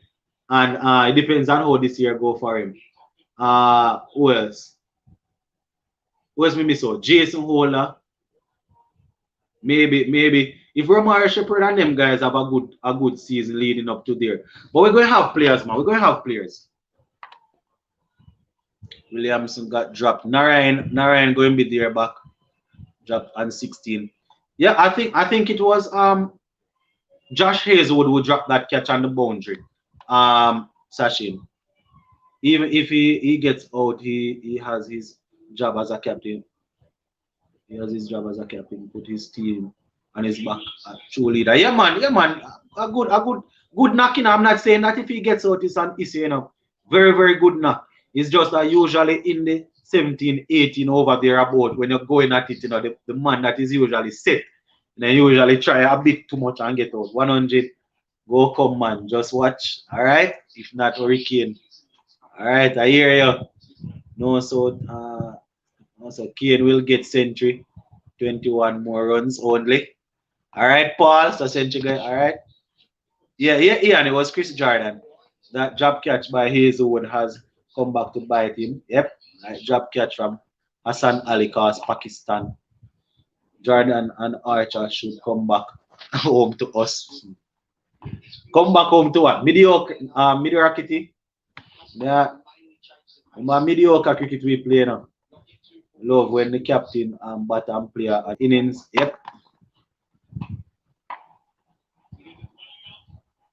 There goes a catch. There goes a catch. There goes Glenn Phillips for 18. Pooran got the captain the team. Pooran got to captain the team, and selectors need to select players based on performance, not a reputation and experience. We learn reputation and experience is useless in T20 World Cup. Exactly, I think Sammy was right because why not blame Wokes? He is the one that got hit for 3 sixes. All right, new teams in IPL. Yeah, man, Lovens. Remember 2 teams. I don't think they announced it as yet now, but a bidding was going on for 2 additional teams. Yeah, man, a bidding was going on for 2 additional teams. With Bravo, Hetipur, and Drake, Rutherford. Yeah, man. Yeah, all of those guys. Thomas.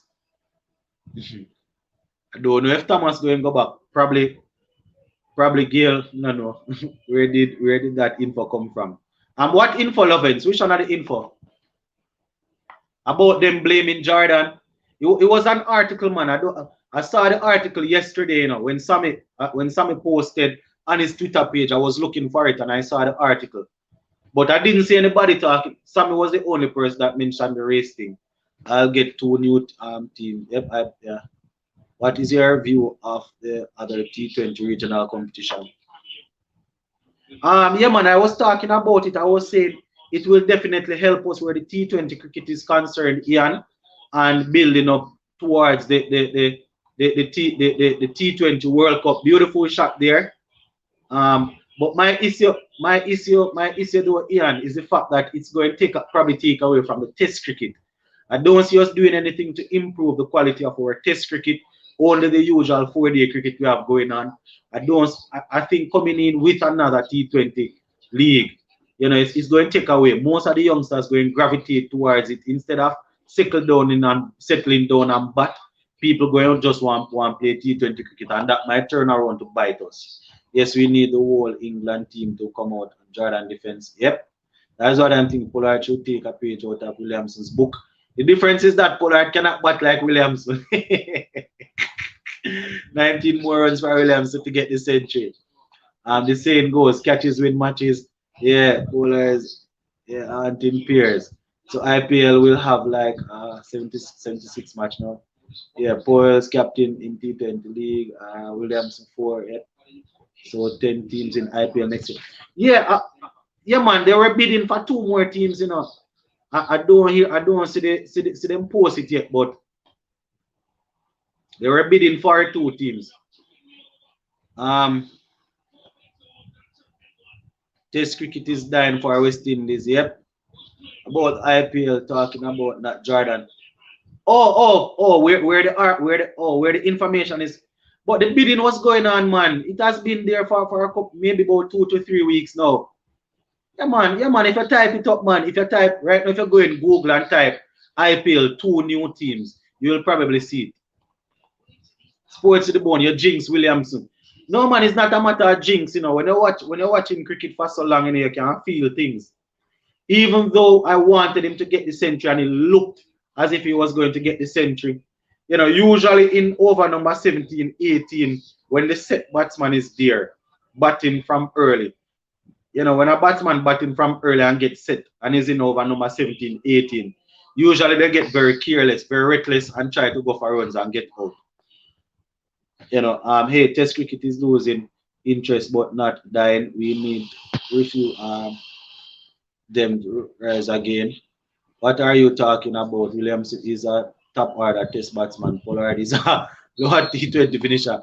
Yeah, man, that's what I'm saying. Pollard is not a batsman. Kane Williamson is a batsman. Kane Williamson rank consistently rank in the top 3 batsmen and the batting order in the world. If we win this series, we'll go up to 6 or 5 probably. I understand your point. Run rate good for New Zealand. Yeah, but they need more runs, man. A little bit of runs that. 149 for 4. So 2 overs to go.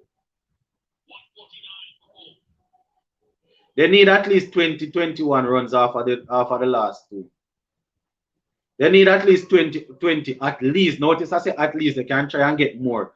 But they need at least 20. So Josh Hazelwood 4 overs. And he got 3 for 16. Not bad at all. So they need at least 20. They need at least 20 guys. They need 20 more runs. Yeah. Remember I said that maybe 180 is safe, but I had predicted that they would get 170. Yeah, I think I had said 170, 175, but 180 is a safe score for me. 149 for 4 is the score now. 149 for 4, 18 overs. Yeah. Yeah, man, Stark league runs today. So 149 for 4. Yeah, Pat Cummins bowling. Cummins, he has been very good so far now. They get just a single. Just a single. So 150 is now up. 150 is up. They need 19 more runs in my opinion. What is our first 4 batsmen for our test team? All right, Ian. So the first 4 batsmen, Craig Brathwaite, Solazano, that's a new opener, Banner at 3, and Shea Hope at 4. I think that is what is going to happen. Yeah. Yeah, man, that's how it's going to go, I think. Brathwaite, Solazano, Banner, and Shea Hope. Those are the guys that are expected to bat at 4. Pat Cummins. In all honesty, guys, Pat Cummins, he has been very, very good. 3.2 over 16 runs. He hasn't taken any wicket, but he has been pretty economical thus far. 18.2 overs. Jimmy Neesham, 2 from 2. Tim Cypher, 1 from 1. When is our first test? The first test is done in November, man, in the 20s. I don't ever remember if it's the 21st. Straight back over Pat Cummins' head and over the side screen for 6. Jimmy Neesham stood, thumped it back over Pat Cummins' head. Brathwaite, Salazar, and Banner Hope. Yep. What I said, 20 to 24. All right. 6, 8 from 3. Yeah. Why? I won't Gracie. Yeah, man. That's a good shot still, you know.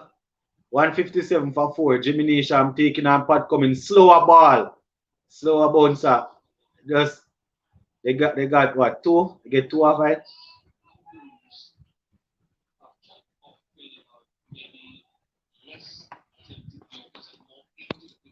Pat Cummins is really good in all formats. Believe me, he will captain upcoming Ashes test. Remember, you know, Easton, from we were talking about Tim Payne not doing well. The argument was always for Pat Cummins to captain the test team. You understand? It's just that, you know, traditionally they don't go with a bowling captain, but Pat Cummins will be the right man until Marnus Lamachet is ready. You understand? Tim Payne is a lovable guy, likable guy, makes a lot of noise behind the stump, but you know, Pat Cummins, in my opinion, should captain the test team right now. Right now, you understand? And until Marnus Lamachet is ready, because Marnus Lamachet is going to be Australia's captain. Yeah, New Zealand need to get Warner early. Nisham is our boy. All right, Ian. That's not a wide, you know, a good baller. Hmm? 160 for 4. Come on, guys. Sports to the bone. I really want to watch the game, but I have to go to church in 20 minutes. Yeah, man, Jaden, go to church, man. What you mean? The only reason I am actually not at church is because of the whole pandemic thing here. So not a lot of persons can be at church. You know, so the numbers still small. Yeah, man, but leave the cricket and go to church, man. So that's a run out there. I think if they get Finch and Warner in the power play, they will win. Yeah, those two guys, you need to get them early. Glenn Maxwell might be a man that will want to come and score a half century too. I got one, I think 180. Good. All right, there. I need an article that said same thing about bowlers not traditionally being captains. Article? No man, no man. Where me saying that bowlers not traditionally being captain, you know, that is me going off what I have seen over the years. You understand? Traditionally, but batsmen usually captain. Not saying that bowlers wouldn't have captain before, you know, but look at all of the great teams.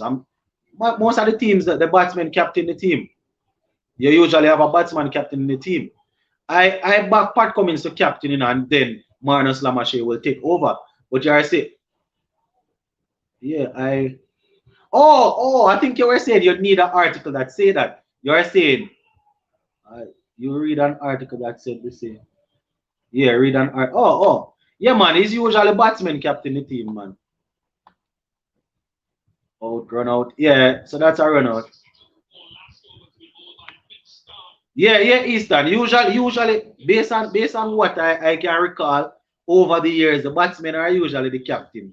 I don't think it's an out and out there's an out and out reason or said this is why, but usually the bowlers have to focus on bowling while they are out there, so they can't really focus on captaining. A batsman now will definitely be there while fielding, and they'll be able to marshal the troops and do all of that. A fast bowler, he has a whole lot of work to do in the field. So if you're an outstanding fast bowler, when you're in the field, you're expected to bowl and concentrate on bowling, while the batsman will just need to concentrate on that. But you know, but generally speaking, though, I think Pat Cummins will captain. Mm.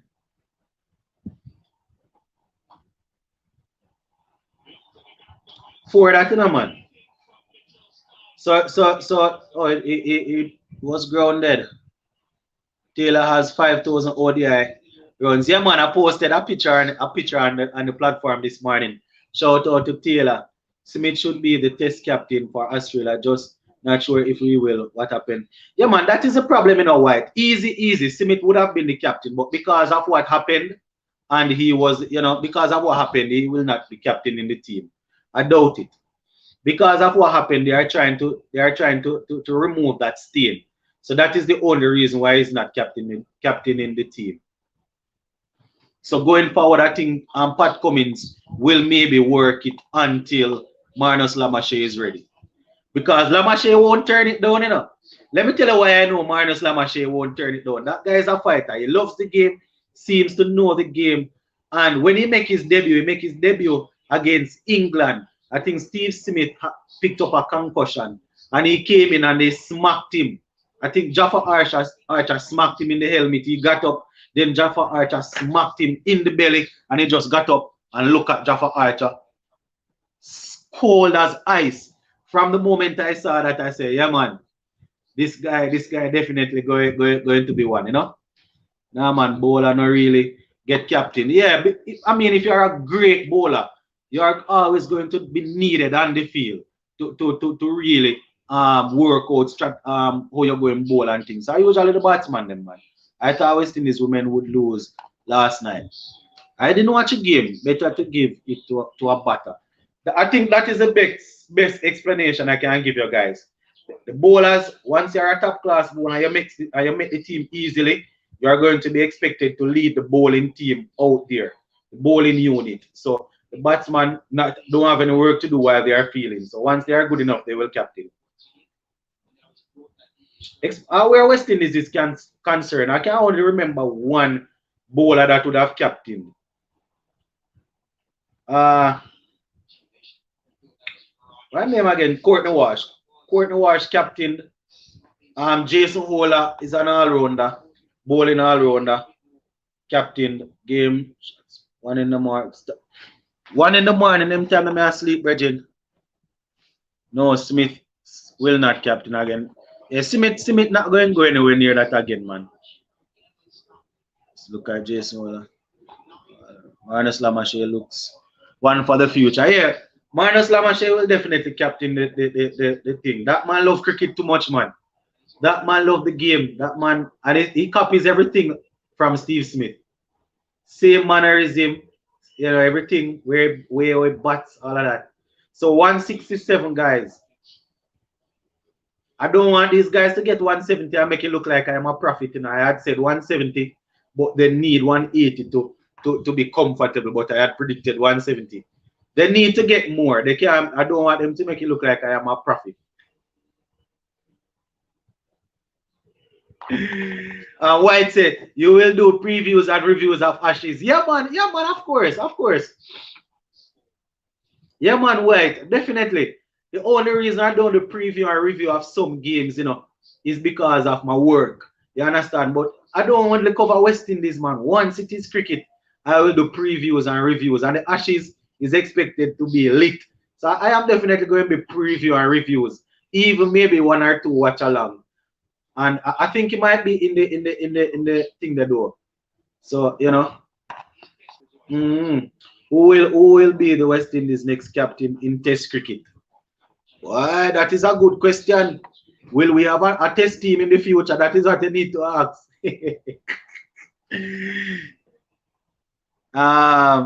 Nisha made her first ODI 50 and Taylor fifth highest West Indies women partnership and highest fifth wicket ODI partnership. I think Mr. Lover, yeah, man. Archer gonna knock down people. Is Archer gonna be fit? Archer gonna be fit for that? For that. Plus, remember, it's Australian. I don't know if Archer gonna be fit. Right now, Marnus Lamache over there playing in a league and rocking up. The last time I looked, the man have about 3 or 4 centuries in a couple of weeks.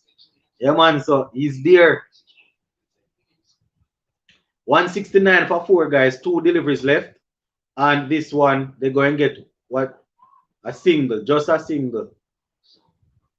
170. So unless this is a dot ball, they will yeah, unless this is a dot ball, they will get over 170. Archer isn't playing the Ashes. That's what I'm thinking. He's still injured. Yeah, Taylor seven hundred for yeah ODI and 500 ODI runs. Yeah man, good going by Stephanie Taylor. Jaffa Archer, I think he's still injured. Remember, I did a surgery, and I think they want to make sure that he's fully recovered. So last delivery, that one is a low full toss, and they get a single. They're pushing for two, and they get two. So 172 it is. That is a good score. 172 is a good score. I don't see England doing well in Ashes. Yeah, as we said earlier, Lovens, I don't see England winning. Right now, the only batsman that is in form is Joe Root. You understand? I think they're still tinkering with the opening pair. They were having some issues with sibling. And what's the next opener's name? I remember him name. He's recovered. Saw him training. Say waiting for Ashes. I think I saw initial Ashes squad. He wasn't in the squad, so I don't know if they can add him. I know Ben Stoke. I think Ben Stoke was added. Did you see that West Indies will host 2023 World Cup? Which 2023 World Cup that is? Ben Stoke is back. Yeah, man. Ben Stoke is back. Marnus Lamashi have good numbers. Very, very good numbers. Very, very good. You know who I like? I like the guy, I think his name is Pakaski, another Australian opener.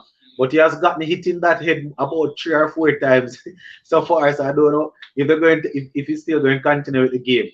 Ben Stokes is back. Yeah man, Burns, yes, Burns and Sibling. Those two guys there. Yeah. Ahmed, all right.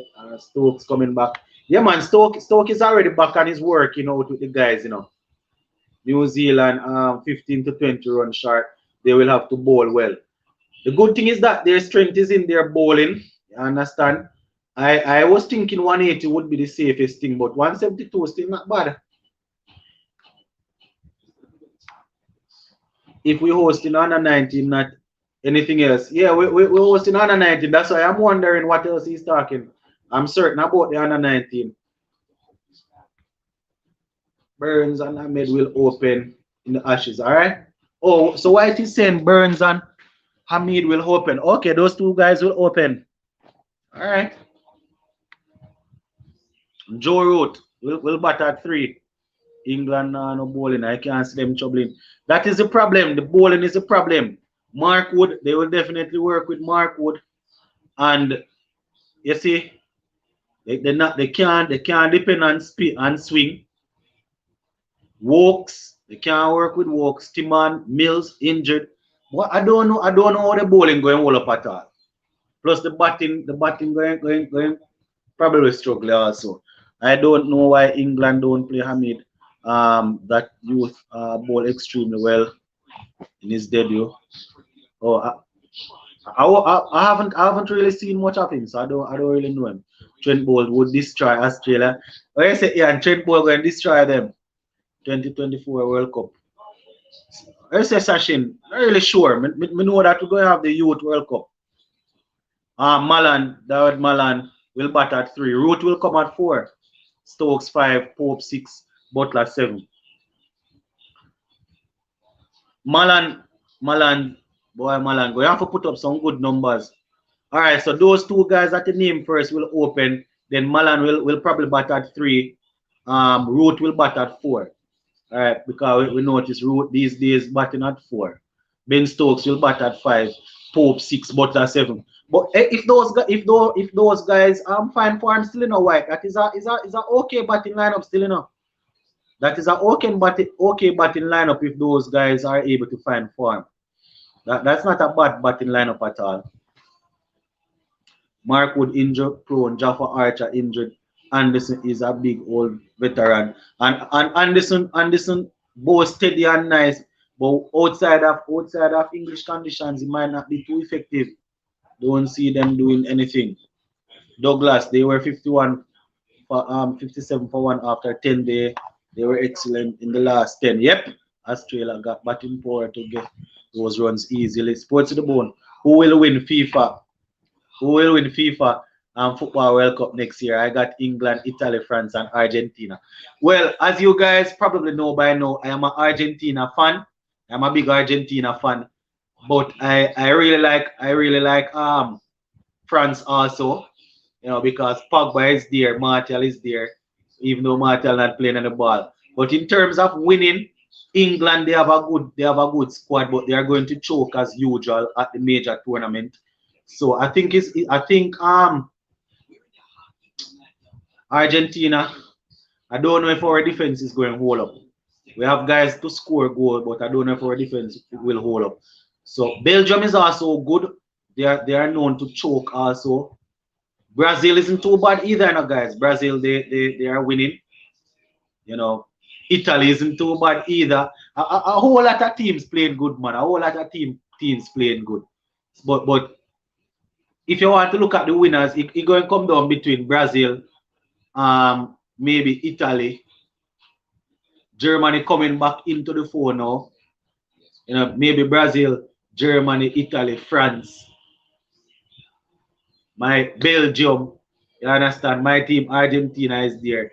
England, all of them, all of those teams that you name, those teams have some good players that doing well now. But a couple of those teams are known to choke. England, Belgium, a choke as them there. It is, but I don't think they'll do well in Australia. Yeah, that is a problem, White. One great batsman in the team.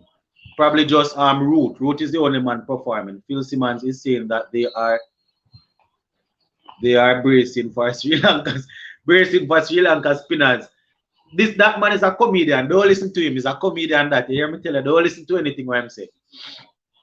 Loggins and Australia conditions do not suit guys Curran and Wokes at all. And those guys are not quick. They depend on getting the ball to tail around. Germany will win as Hansi Flick is a genius. And hear me say Douglas, Germany not looking too bad either, because a couple of the guys coming into their own now. Leroy Sané looking good.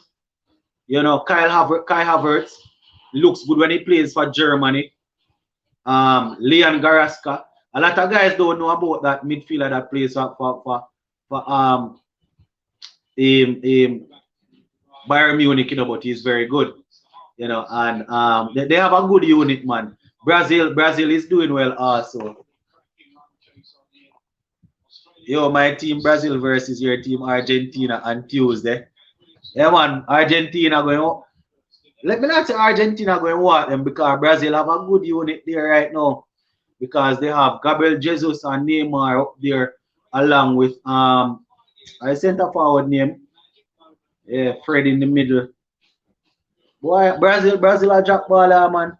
It will be nice if we have a West Indies football team. Would be nice, but how competitive would we be? Burns, Hamid, all right. I think White is giving us his possible thing. The Burns, Hamid, Malan, Root, Stokes, Pope, Butler, Leash, Broad, Wood, Robinson, Anderson. I think that will team. But that team doesn't look strong at all going to Australia at all.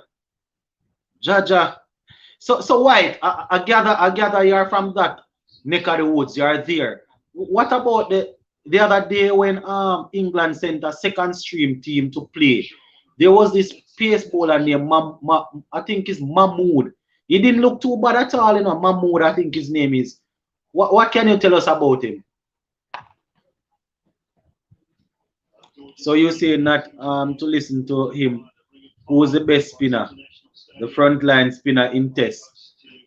Well, what he said about Cornwall, what he said about Cornwall, he might be spot on, because Cornwall might be leading the chase. But when he's going to say that our batsmen are bracing for the spinners, we can't listen to that. Our batsmen are not known to do anything. They will come out and talk all sort of things, But in terms of him saying Cornwall is that, When I say don't listen to him, I don't mean everything, Mr. Lover. Yeah, I understand. is more bouncy pitch where the ball shot come back in and could trouble the English. Alright. Spain is also a good team. Yeah, Spain not too bad, Them come back with them tika taka football. It's just the other day they lost a game and they were performing extremely well before they lost a game the other day. They have two young players, two 17, one is 17 and one is 18. Man, them wicked.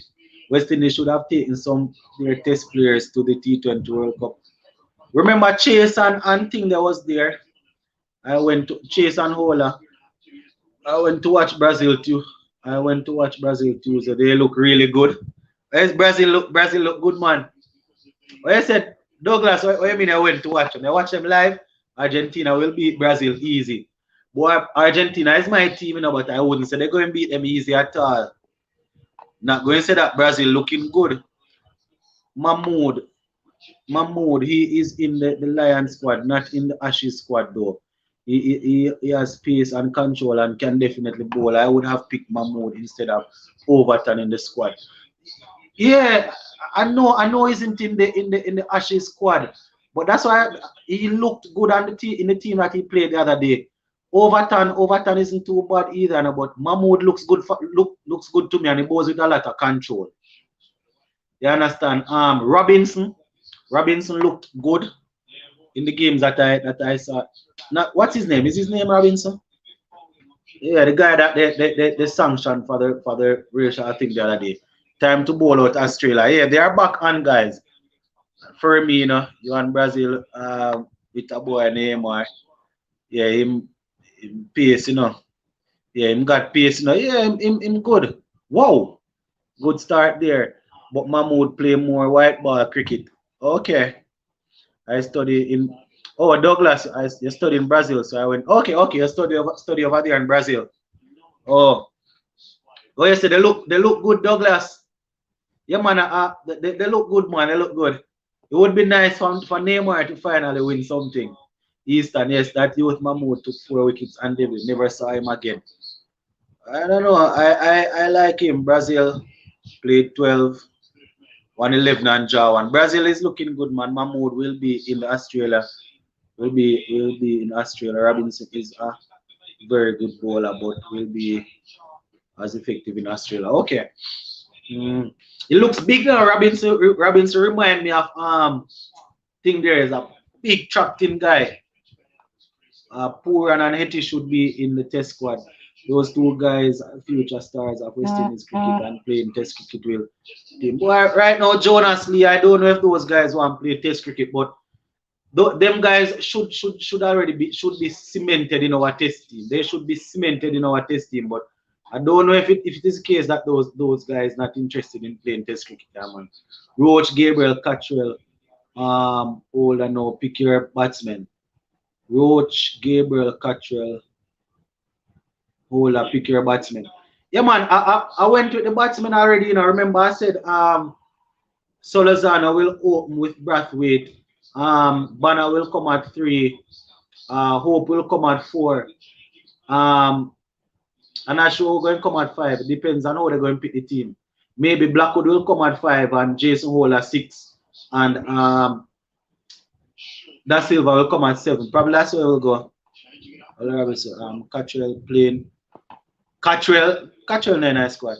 Hekmai and Puran don't want to play test cricket. If that was the case, they would be playing. That's what I'm thinking. I am not even worried about those guys because we don't have too many guys in the region that are as talented as these guys when it comes down to their technical ability. I mean, they do foolishness in white ball cricket and get out. That out, that probably going down the leg side. Don't waste a review. Now that I look at it, it's going down the leg side.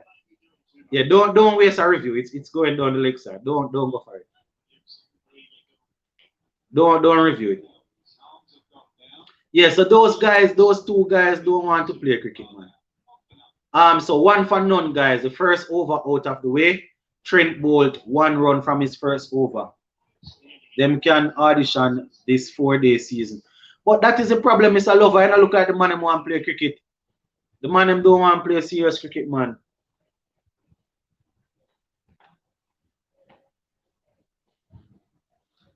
Those guys look like they don't want to play any serious cricket.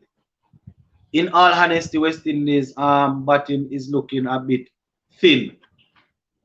Or I say Sheldon Smith, they probably would need Rastan Chase in the mix. But the problem, I don't Rastan Chase and Hope is going to play in the same team if they're going to play two spinners. Because they're probably going to want to play Carnwall and Solazano. Well, not Solazano, Carnwall and maybe Warwick or one of those guys. But them fun always call them. Yeah, man, them know I'm playing a cricket, man. All on the guys now. Look at missing out in the fridge, brother. You hungry?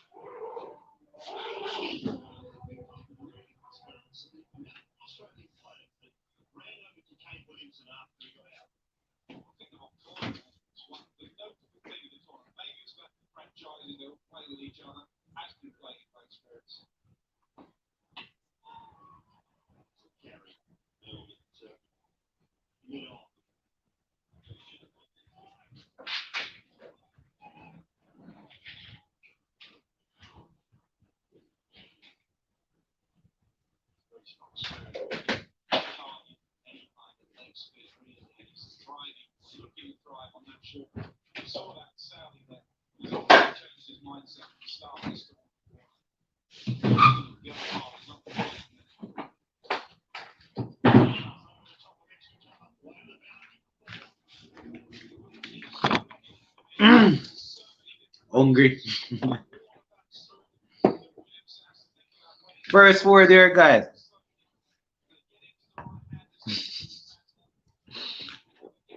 Oxtail no cook it, man. Shashin say, what's the plan for today? What you cooking? Well, I tell you, I might end up cooking because wife you know feel too good. I cook some rice and peas and some fish, man. Alright, so 5 without loss. Another 4 there. Come on, Southie, back to back boundary. Etienne Pooran really want to play Etienne Pooran really want to play test cricket. Make themselves available to play regional 4 day. Yeah, they know exactly what is required of them, you know. So all they have to do is sacrifice a couple of games of T20 cricket and say, all right, we're going to miss a couple T20 games and play some 4 day cricket. If they, I guarantee you, if those guys don't even play the full season, they will be considered. Sports to the Bone, I was thinking they weren't being selected to play test cricket. Isn't yet confirmed by Poor and Hetty that they're not interested in playing test. I mean, I wouldn't say that they are not. They know what is required of them. They know that the selectors want them to play regional cricket. You understand? But they wanted to have it their own way. They have to do it 50-50. Warner gets going New Zealand, lose if him get going, eh? That test team is an embarrassment to West Indies cricket.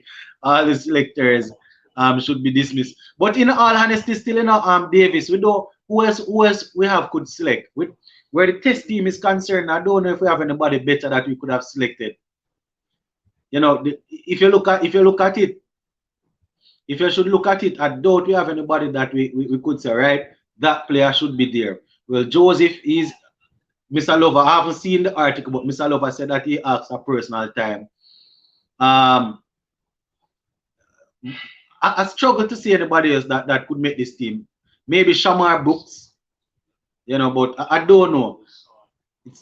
You know, sorry, it's not as clear cut as the white ball team. These are the guys, man.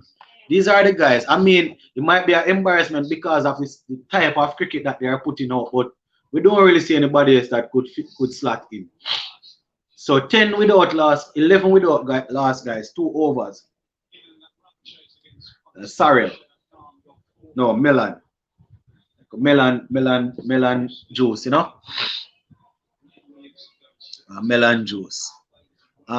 If Hetty and Poor and serious about test, tell them to give franchise for a test. I mean, they are youngsters. They like the flashy and the dashy, and they're going to want to make the money for their family. And it's a good way to make the money quickly without playing, you know, playing cricket for 5 days before you get a result. But at least compromise, man. If you compromise and say, all right, I'm going to sacrifice a a couple of games here. Sacrifice this one tournament. If this tournament call me, well, if this team call me to play in a tournament, I'm going to tell them, say, all right, I'm not available this season, right? I'm playing some 4-day cricket. You know, we understand. We understand. We know they have the ability, but we can't just really take up a man that playing T20 cricket and throw them in the team over people that they have been playing 4-day cricket, even though we know that they will probably outshine them. You understand? You have to set a standard. Who do you will win, or do you support this match? Who is this now?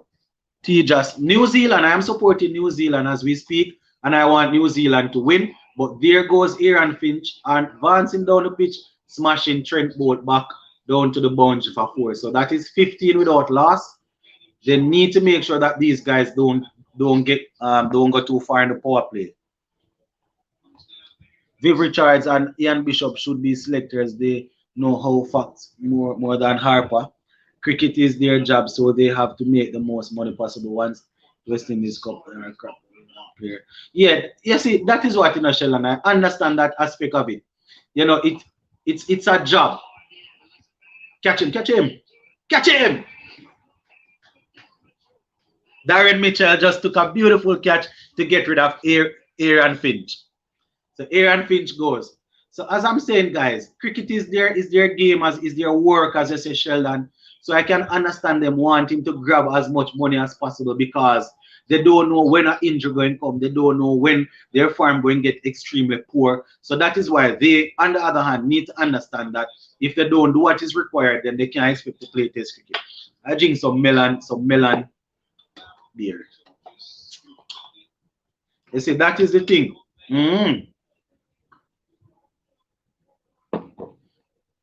Yeah, man. So Finch just get out. So Aaron Finch 5 off 7. I think they're going to send in Mitch Marsh. Marsh might be coming in. Yeah, man, Jaden, wicked. So the next person that they need to get now is David Warner. Want New Zealand to win this, man. Want New Zealand to win.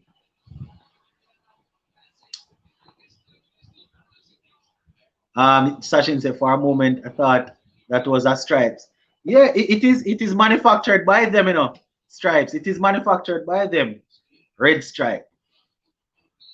But it's not strong. It's a melon flavor.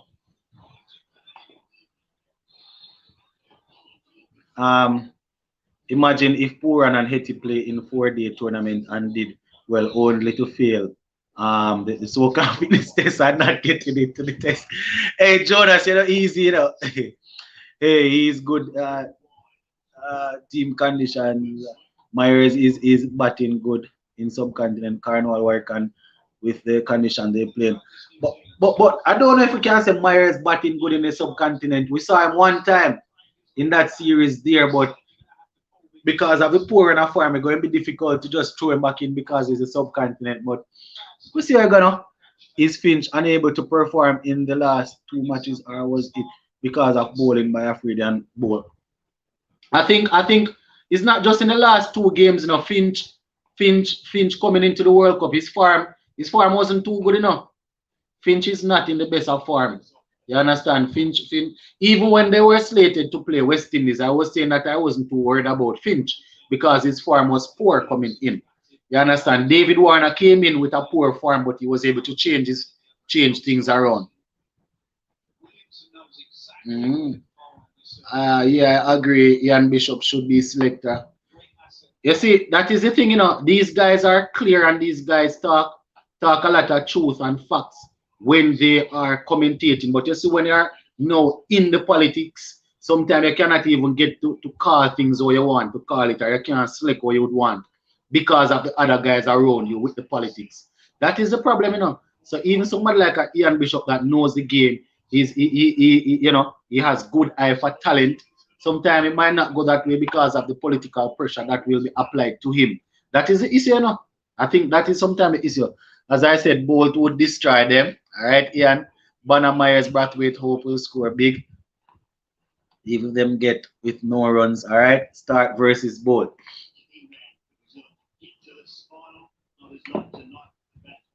They're going to need to out they're going to need to get rid of David Warner. Here why I said they need to get rid of David Warner.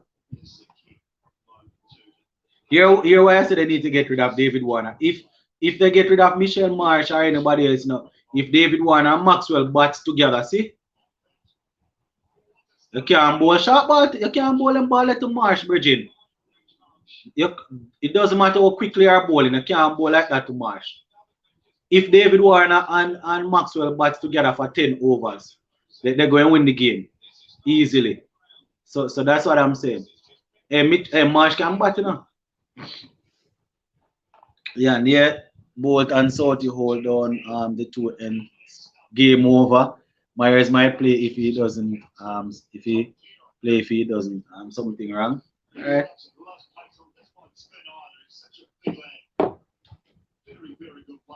Alright, so 21 for 1 guys. This one, edge taken down to the boundary for 4. Pace, you cannot frighten Marsh with pace. This guy grew up in a area in Australia where the wickets are quick. You cannot frighten this man with pace. Pace, you can't frighten this man with pace, guys. You have to work a strategy how to outfox him. Pace is not this man is not afraid of pace. Exactly. Marsh is a threat. If he bats long, it's an issue. And you can't fire him, you can't bully him. You won't be able to bully this man. You have to outfox him. There goes another 4.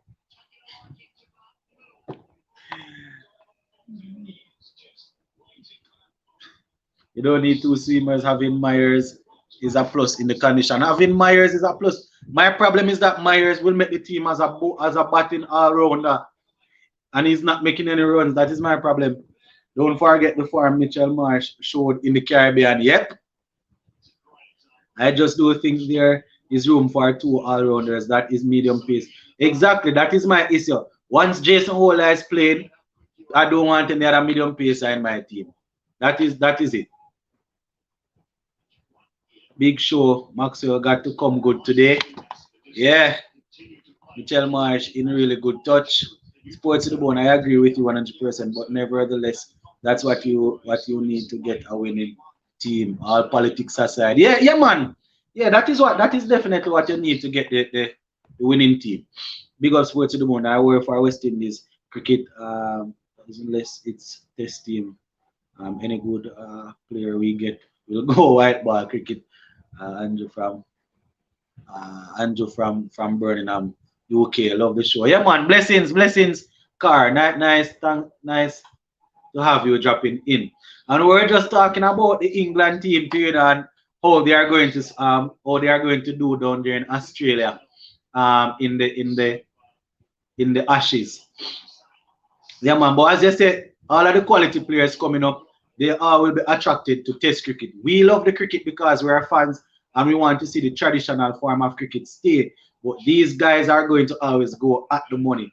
And I can't blame them in somewhat, you understand? Because at the end of the day, if you are good enough, you might have a career of 10 to 12 years, you know, and after that, people not going to pay any mind, you know. So, man have to do what they have to do.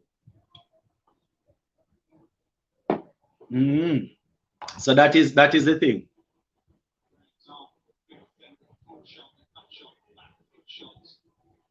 Boy, somebody can't find Ashish Nera for me. You know how long when I say Ashish hiding. Ashish Nera in the garden, hiding from sports to the bone. Long time when I see him, man.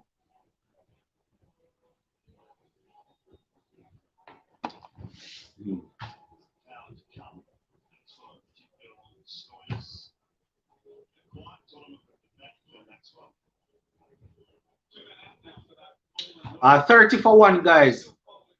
4 overs still. 4 overs down. 30 for 1. 4 overs. Warner is on 10 or 13. Marsh is 15 or 4. They need to stop ball the ball in the man legs. West Indies is all medium pacers except Joseph and Gabriel. Though Holder, medium Roach, medium fast Seals, medium fast Mayers, medium Joseph fast, medium. Yeah, man, but in terms of Myers not going to make the team over any of those guys as a bowler. That is the thing. He's not going to make the team over those guys as a bowler, so he will be expected to bat and then bowl. And that is how the all-round thing would come in. Best mind him not change him about you.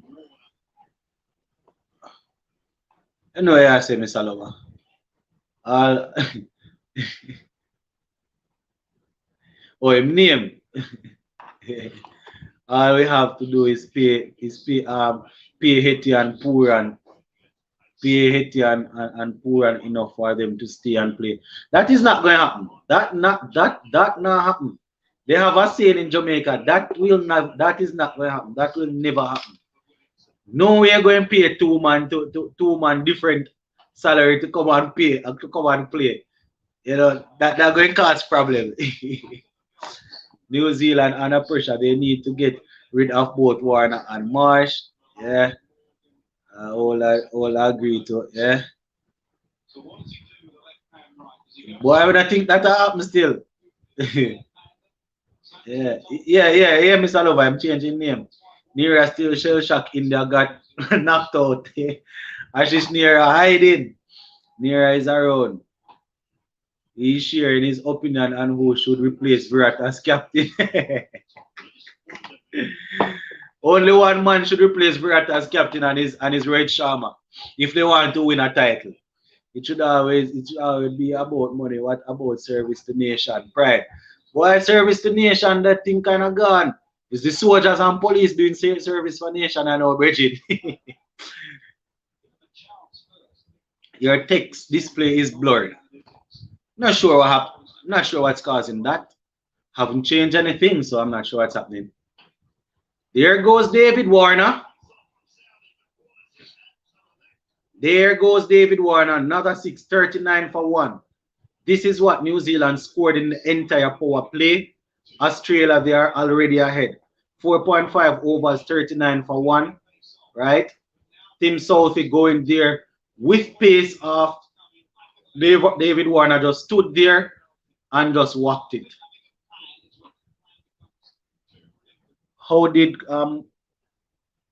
playing Test cricket work out for Darren Bravo? How did committing to play Test cricket work out for Darren Bravo? It was working out for him until he lost form. That's why I can't knock the players, you know, because you see, man have to do what they have to do. Ashish said, and I quote, why can't Justice Boomer lead India in T20?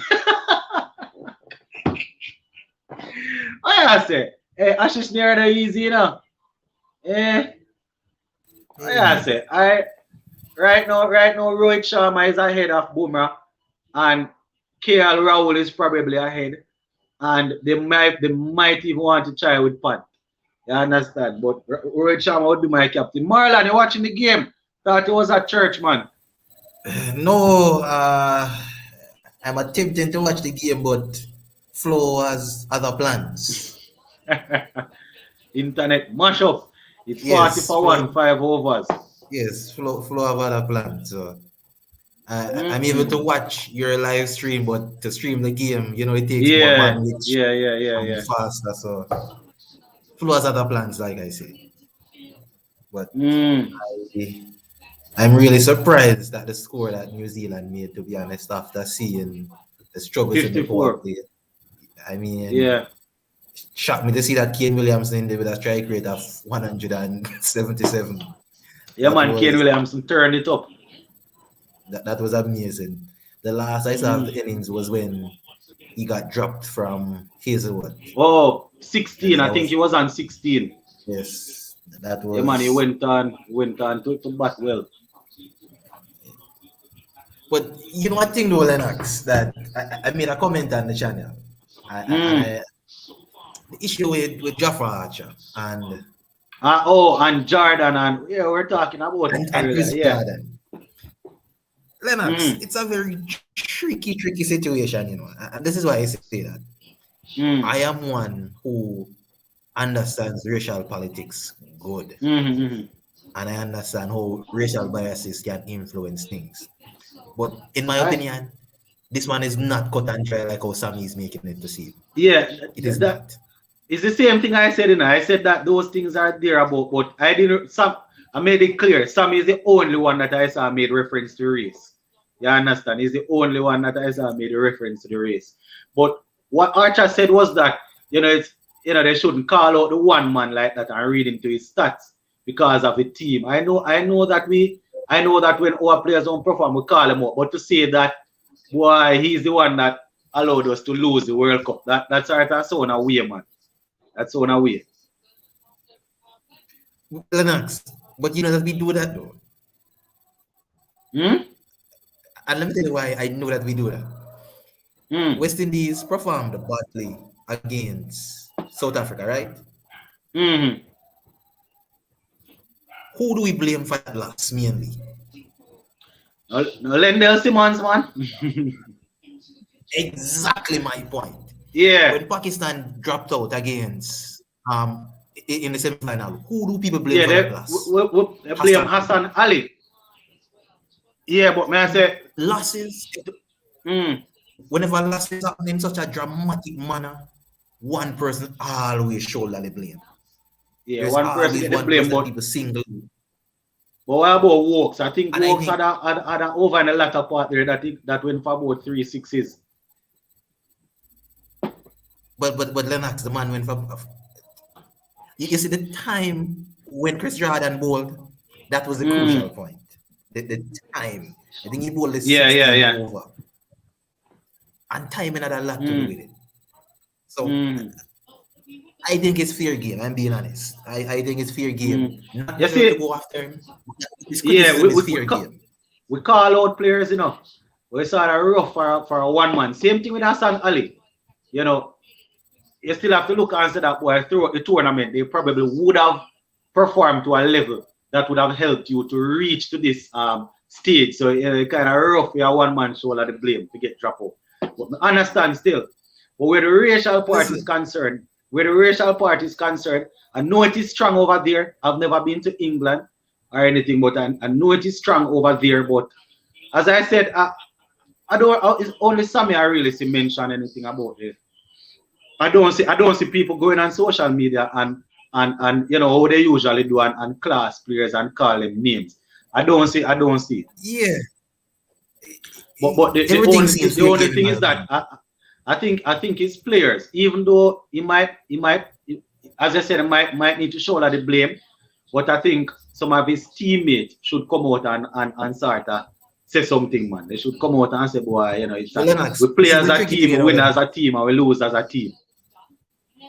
This is the key thing, Whenever you played sports before at different levels, whenever you lose a game, as a player, you look at your teammates and you look at some of them and say, you cost us this game.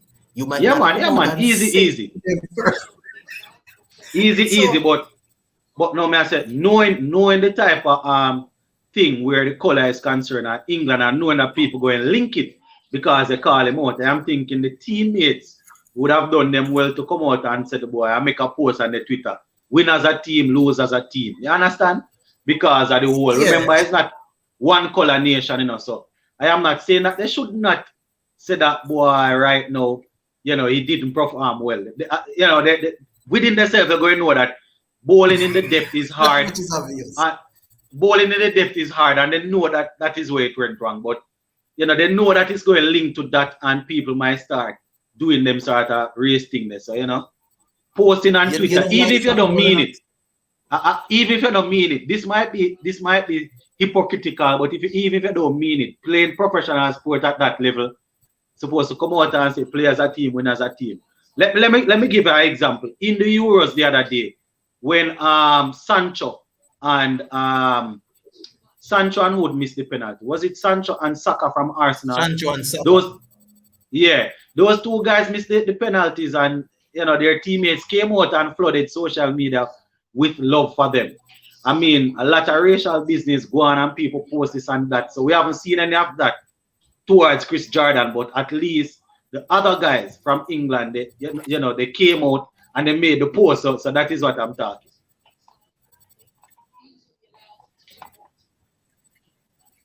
But Lennox, and you touched on it before I did. I would make the case to you that the only reason why this issue now might have a racial tension to it is because of what happened in the summer. Yeah. Because people have been primed before this incident in the previous one with the black youngsters. Yeah. And now a tinge of criticism towards a black man now could be taken as in that way. In my opinion, what they did this summer was disgraceful. Yeah, man, it was terrible, man. Right, It was terrible. Disgraceful. It was terrible. I mean, it was so bad. You had players who committed to other countries because of that. When they saw it, they were like, you know what? Yeah. I am not going to put Right, myself so right in now, this I'm going to play position. for Nigeria. I qualified to play for Nigeria, and I'm going to play. Yes. Hold on. I think we have Ian. Ian. That bad. Blessings, My man. brother. Welcome. Yes, My brother. I used my phone today because All right. I was watching anything on the laptop and the other thing is showing too. So I'll depend on you all to let me know what's going on. Yeah, man. As we speak, 49 for one. Well, it has moved over to 50 for one after 7 over. So 50 So for one after 7. Pretty much. David Warner, 24 off 24. Marsh, 19 off what's that? 11. They definitely need a wicket. So that would make 123 to get from 178. So let me ask you a question now. Was Warner in form for the pick him and what is his age? Warner is about 34, 35, if I'm not mistaken. And his form wasn't he wasn't in the best of form because they even had to drop him. Sunrisers had to drop him, I think, in the IPL. Wasn't making any runs. You understand? But they stuck with him. And you know, he has gradually, he has worked himself into good form and he has been the man for them thus far. Understand? Yeah. So he's the key. If we get rid of him. You can call it that, but you know the problem, as Matthew Wade would have shown in the last game, he's still a match winner, and Glenn Maxwell is still yet to fire, and that man can give you 50 off 12 deliveries. So you know it's still left to be seen what will happen. But David Warner, definitely don't want him batting too deep. Right. Who's that with us online again, Mr. Lover? One Marlon, man. You guys have to sing me happy birthday before the thing done. I mean, Marlon is the singer. Marlon plenty shy, so yes, sir. Yeah. yeah. So you have a problem singing a man happy birthday? No, man. My younger thing is that I can't sing it. I have no problem. I told you in the comments, and I will tell you to your face, happy birthday. Happy birthday. Right. Know the song, happy birthday. That is my singing. That is my singing. Unlike you, Ian, we don't go to karaoke. Yeah, we don't go to karaoke. We are not singers. You know? Right. Yeah, you might have to go by Icon for some lessons. Probably. If him not run out. If him not fight you before he reach. We not. Yeah, Warner did good in T20 World Cup. The great Manuel, man. But listen, Lennox, I said this to a friend of mine, you know. Seeing guys like Warner perform in the T20 World Cup is disheartening, you know. Lennox, Warner could not buy a score a month ago in Lennox. Exactly, I know. A double-digit score outside of 10 runs. And to see the form the man is in, Australia. Lennox, they saw this. That typical Australia, man. So you're making a case for Chris Gayle. You're making a case for Chris Gayle. Which case? I'm making a case against. That is a case against. Exactly, because if we want to come in and check in and do what needs to be done. Like that. Listen, hear the singer, hold on, Marlon. Sound like Sashin a singer. Happy birthday. Thank you. Sashin, you're a singer. No, that's not me. It's a Ravi B song. Who singing? Oh, you were playing a song. Yeah, Ravi B. Oh, All right, all right. Well, I I'm mean, if thought you you trying had to a can't sing it. sing it, singer. there's nothing So wrong with that. I I think will Mr. accept Lover it. is I'm a trying singer, to I sing it, know. sir. Happy birthday to you. Happy birthday to you. Happy birthday, dear Ian. Happy birthday to you. That right there is Thank a you. big, you know what, man? That you call that bass reminds me of the Grace Yes. Thrillers. Good singing, Mr. Lover. You sound like a Barry White. Barry White boy. Yeah, yeah, man. But as Thank you. Marlon was saying, it's really rough to look at David Warner doing so well, and the fact that he wasn't even able to make 11-12 the other day, and we had a couple of guys that we claim that they are there because of their experience and their know-how, and they did not do a thing. And the funny thing is that when David Warner, the crowd was, let me not say the crowd was against him, but people knew that he wasn't performing, right?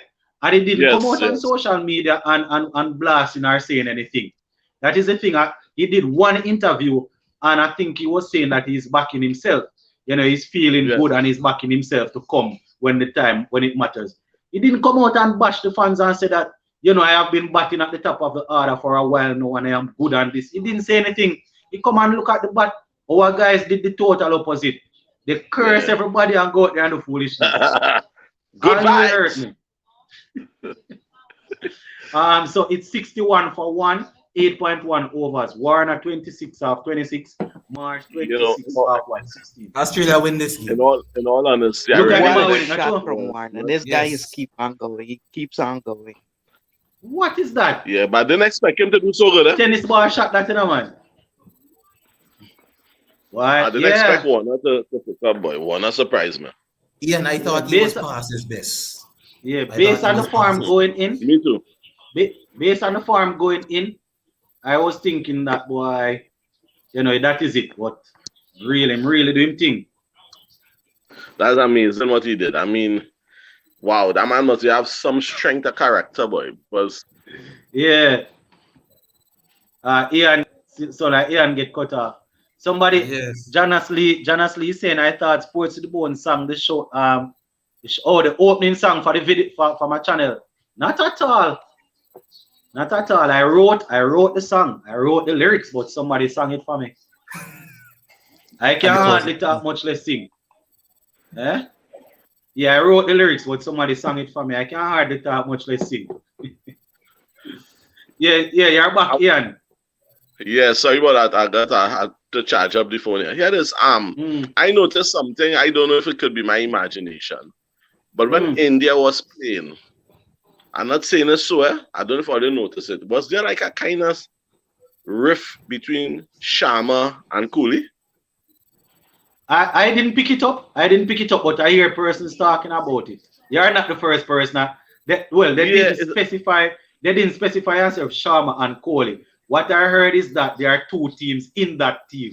That is what I heard. Right. They said that there are two teams. So maybe some believe in Rohit and some believe in Kohli. So there's a tension. I didn't really see them having any issue. Hear what I saw. Sharma make a magnificent catch, and Kohli reacted like nothing happened. And everybody else reacted very good catch. So I was wondering how come Kohli ain't even jumping up or nothing.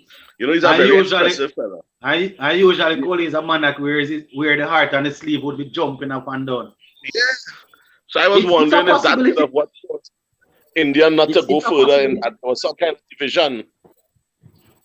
No, the thing though, is that the two games, Pakistan totally shocked them. And then New Zealand played a good game. They finished off well, it's just that they lost those two games. So I don't know if that would have cost the first two. Well, I mean, it's a possibility, But Lennox, this is the thing though. But they were all played still. The games that they won and the manner in which they won those games, they would have expected to do that before the tournament. Lennox, look at that stick that Warner just hit. What wrong with straight David over Warner? his shoulder head. David Warner is here taking away the game. Straight 6 back over Saudi. Single-handedly.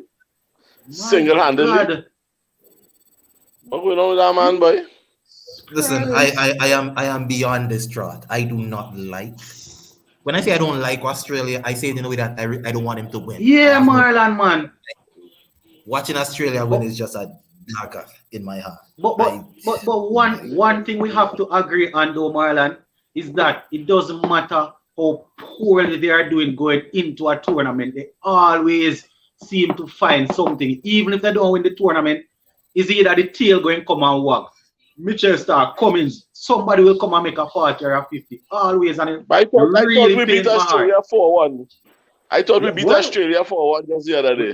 Yeah, but we can almost say we beat half of Australia. I mean, they sent that team to represent them, you know, so it's Australia we beat, but, you know, a couple of the guys were missing. And so they set we up then. And David Warner is now in form. Why New Zealand corners dark? Boy. It's now what's that? 78 for 1, 9.1 over. Too much runs this man. Australia going to win. Yeah, so one of them going need to. One of them would have to come and get 3 quick wickets. Australia win will be $100. Richard. Somebody bet quick at least. Somebody said going to be $100 Richard. Yeah, somebody said going to be $100 Richard. They bet. Yeah, too much runs going now, man. Yeah, it's hemorrhaging right now. Yeah, hemorrhaging, man. Burst, like the pipe burst and water just shooting out. Yeah, it was leaking. Why, Ian, happy birthday is coming from all over the place. And just say happy birthday. You can't just put everybody in boundary and cut that thing, boy. What? Go again, I didn't hear you. You can't put everybody on the boundary and just cut them down to singles and twos. Because the way it's going now, the match go end in the next 5 overs. You can't set a field to stop a 6. yeah, that is the difference. Yeah, that is the thing. When you have a man like boundary and he could jump like holder, you might catch a 6. Boy, I think Mitchell Stark is the tallest player in that team. Or just is. Yeah. I think maybe Stark. Yeah, one of the two. I don't think New Zealand have any giants in that field outside of Jameson. Yeah. They don't have Jameson is trapped in a man. Yes, man. As I would say. Yeah, man. Big man. Big. There's something that I hear some of the commentators with. Some of them, they are joking around, some joking around with it and some sound serious. What do you guys think about it? T20 is already a batsman's game, as they say. What do you guys think about giving 12 for sixes that are hit over 80 meters or 90 meters, the far sixes? No, that's 12 runs. No, that's foolishness. So what would you do for the bowlers? What the foolishness? When the bowlers get 1 wicket counted for 2. So what would happen if the bowlers bowl a delivery like what Shine Shah free the ball the other day to get rid of Aaron? You get the next batsman out. You're going to give the next batsman out. Yes. If you're going to swing in Yaga, you get 2 wickets. Yeah, man. Or if a man is on hat-trick, a man take 2 wickets off 2 balls. It doesn't matter what the next batsman do coming in. You have to give the man the ball. I'm hat-trick because he produced 2 good balls consecutive. Ridiculous. Some commentators laugh at it, but to be honest, a couple of them actually sound as if they believe in it, you know.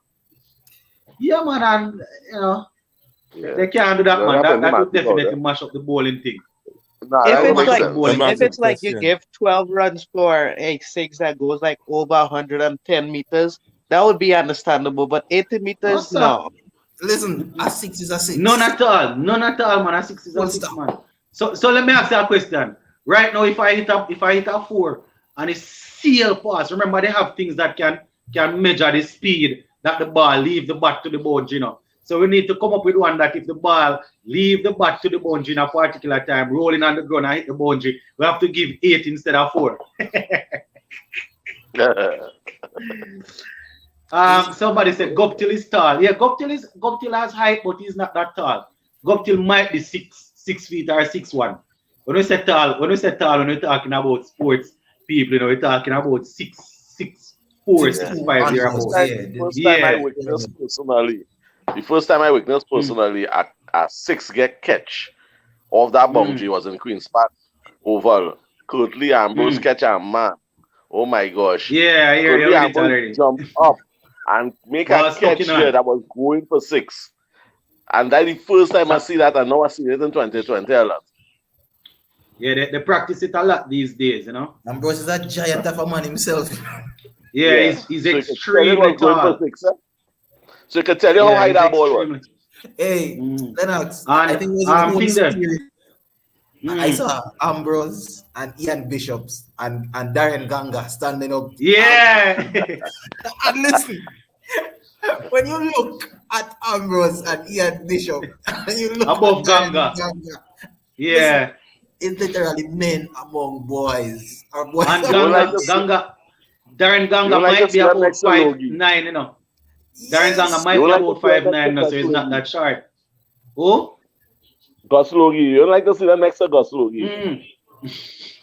Yeah, Gus Logie is short. But Big Bird was very tall, Big Bird. Yes, I think Joel Garner. Yeah, Big Bird. I don't remember his height. He was very, very. He was about 6 feet or something like that. He was a beast. You remember the? But I don't hear much about him. He don't really comment. He don't say not much about him. No, he's not one of the most vocal. Yeah, he's reserved. I saw him in interviews, and he don't really speak much. He's sort of reserved. But he's very articulate though, so I think it's probably a choice. Yeah, he's just reserved, he speaks well. But he was the Yorker specialist.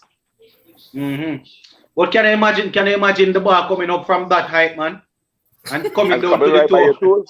That was the same thing why Curtly Ambrose was so deadly. Yeah. Yes. Ambrose. How them fellas? I say what going on sports? Anything going on? Yeah, they just came back from the juice break. So 82 for 1 after 10 overs. Ooh, Lord, David Warner. 82 for 1 after 10 overs. They just had the juice break. David Warner, he's in the 40s. So hold on, the score soon come back up. But current run rate 8.20, required run rate 9.10. Wickets in hand. This is not difficult. And this is another 6 by Mitch Marsh. Oh gosh. Listen, Marsh been in farm for a long time now.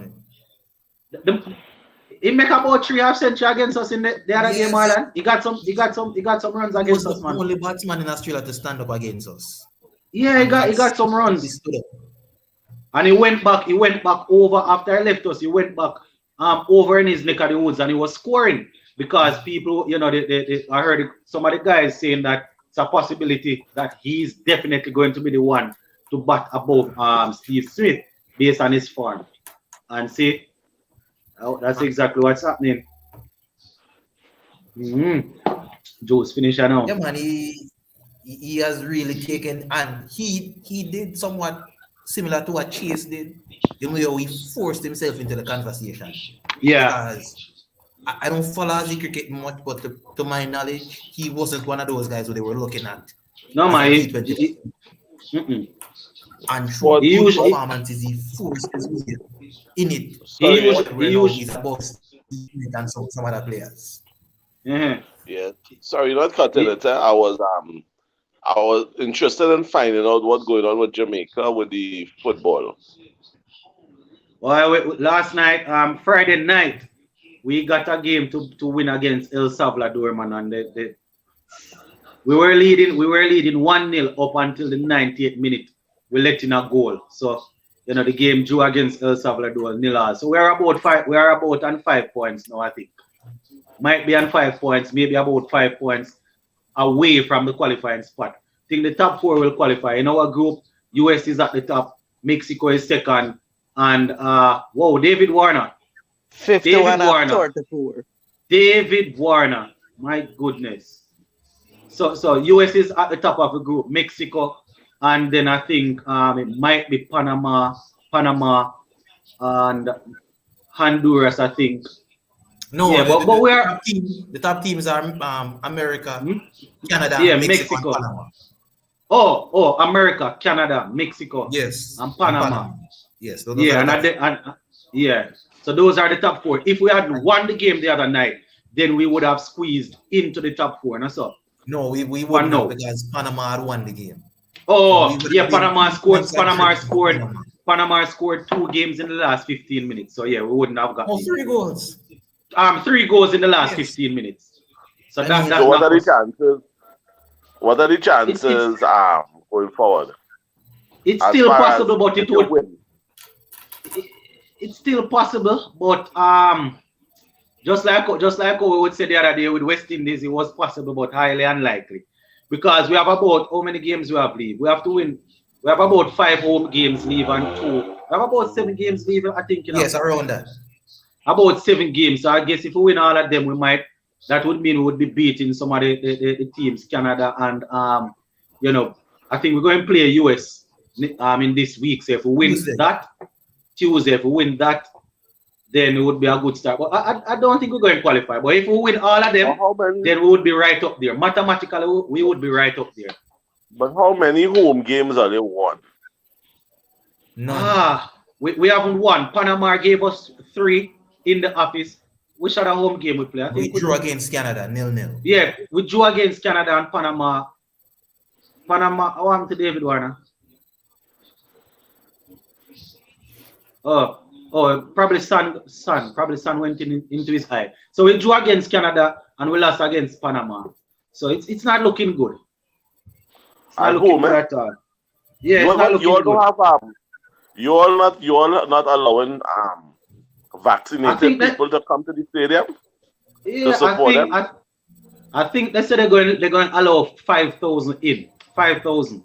Yes, they did. The capacity of the stadium is about 30,000. So I think they could maybe give Marlon was explaining it to us the other day that they had applied for half and they said no, 5,000. Because what I know with Jamaica in the office is one of the hardest teams to beat in the office. I mean, usually. So that office thing really licking you all up as far as that home advantage. Yeah, it's not there. It's not there anymore. So quickly, 98 for 1, 11.1 overs. Warner 52 of 35. Marsh 39 of 25. Jamaica cannot game in fast forward. Yeah, and I don't really rate. In all honesty, Marlon, I don't rate Tapa as a tactician, because I think the change that he made in the last 10 minutes cost us that game, when he took off Bailey and when he took off, Corey came on and was basically playing left back. It changed the shape of the team. But Lennox, you understand? Bailey was playing horrible though, Lennox. But I mean at that time, I watched the first half and he was playing horrible. Yeah, he wasn't scoring, but he wasn't offering much up top, but he was tracking back, he was defending, so that sort of mash up the shape. At this point, you don't necessarily want to score, Knowing you don't necessarily want if you get a goal, you take a goal. But sometimes when you take off a man and put on an next attacker and mash up the shape, and Corey Burke was basically playing left back when he came on, and the whole thing just. Well, I wouldn't even go over the stadium go watch them right now. I didn't get to see the game, but I watched the game, man. Because First Row Sports just went out second half, so I didn't get to see the second half. But I heard the guys on YouTube saying Corey Burke lost the ball, and that's how they scored. It was a blunder that scored caused the equalizer to score a blunder. Yeah, man, I think he lost the ball and then somebody squared it in and they head it in the goal. Yes, if I remember. Yeah, it just. But them guys hurt me there, man. Outside of that, Jamaica was playing poorly in that game. I watched the first half. I mean, Jamaica was playing poorly. We could maintain possession. Yeah. Neither team looked good at all. I'll be honest. It was too poor teams played. And the one goal, Marlon, was a moment of brilliance from Mikel Antonio, the guy that plays for West Ham. Individual brilliance, beating two players, taking on the keeper and chipping it over his head. So yeah, because when we didn't make it Trinidad, I said at least we have Jamaica inside to represent the Caribbean, you know, yeah, you know, I was listening and they were going good. So I don't know. I mean, I really thought this was Jamaica year to make it. Yeah. All Jamaican football fans Ian thought the same thing with you. Why this ball in the bar so short? They want to finish the match quick, that's all. Yeah, Mishmarsh bowling short. Not Mishmarsh. The spinner ball, the man bowling spin and ball in the bar short. Nerves. Mitchell Santner. I'm Santner, yeah. The man a sick man. That nerve. When you're out there, his hand must be trembling. Yeah. 106 for 1 of 12 overs. Ooh. They're going to win this easy. So 67 and 48. Warner is 53 Lord. And March 45. It's not looking good at all. Well, New Zealand, you guys can't win it all. You already have the Test Championship this year. So yeah, but so near it so far again, Marlon. Same thing with the ODI the other day. Huh? Yes, very unfortunate for them. They're very unfortunate. But historically, New Zealand never won the T20 World Cup. No, man, it would be their first time. It would be their first time. Australia won. ODI Australia win. Yes, it has been West Indies, India, Pakistan, India, and England. England. Sri Lanka didn't win it. Yes, Sri Lanka did. Sri Lanka won in 2016. Sri Lanka won, yes. Yeah, Sri Lanka. Yeah. No, yeah. 2016. No, West Indies won it. But Sri Lanka won 1 or 2.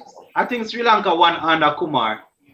Yes, but between the 2012 and the 2016, Sri Lanka won one of those.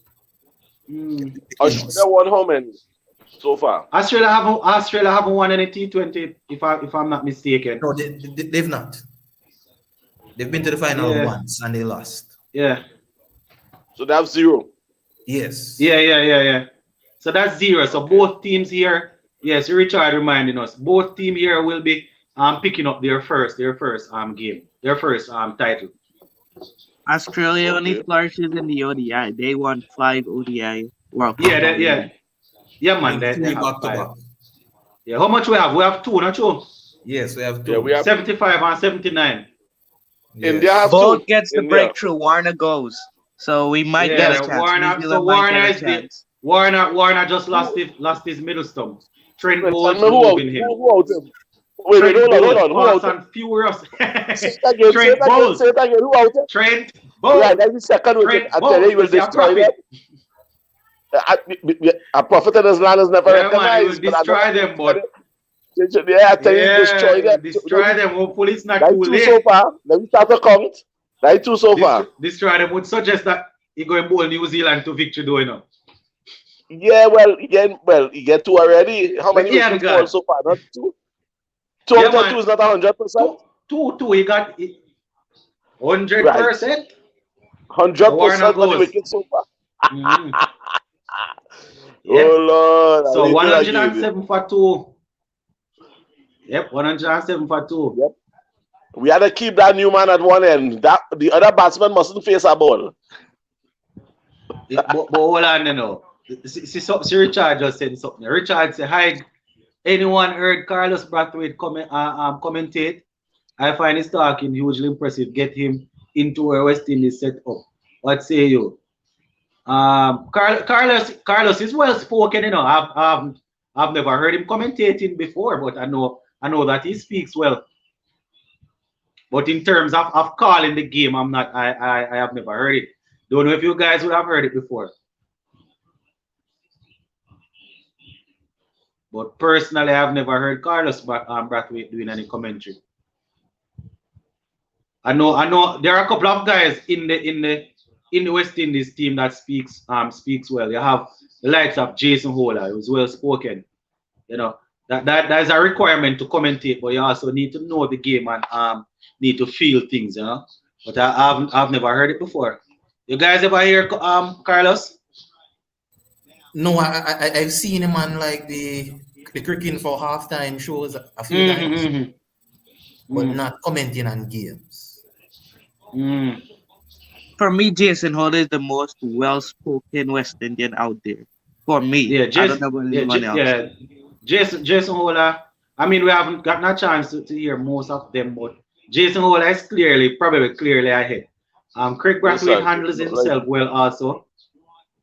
Hola is the full Yeah, package, boy. The full package. yeah. Hola, Appearance, Hola, speech, Hola look like everything. The man. Hola look like somebody that I would want to teach. You know, yeah, man. He Yes. looks that way. Public relations. You can get work anywhere after. Yeah, man. Guy, good man. Good on PR. See Richard sent a question here. We have been tackling this from the other, well, not tackling, but we have given our opinions on this, before. I personally, I am overjoyed. As I would have said before, being a good player doesn't necessarily mean you're going to be the best coach.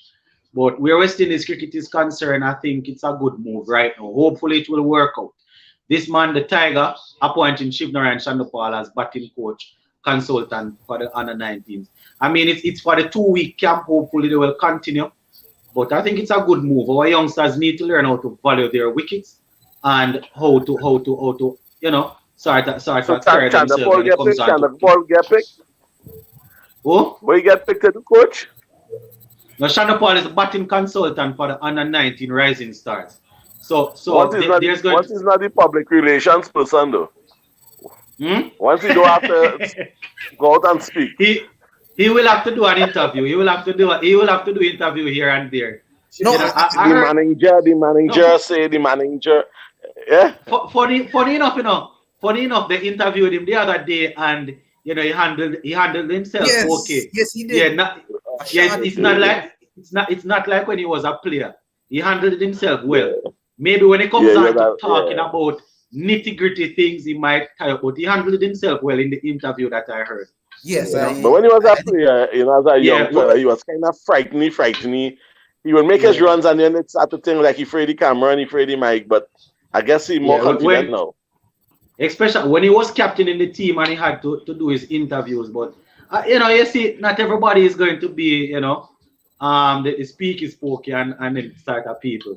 But he they have it to say that one of our famous sprinters here, when he just burst on the scene, it's as if his training wasn't finished. Training in terms of getting him to learn how to speak and how to address the media. Another 6, and once he finished racing, he would just disappear, run underneath the tunnel and gone without doing any interview. And I won't call his name, but I believe it. Yeah.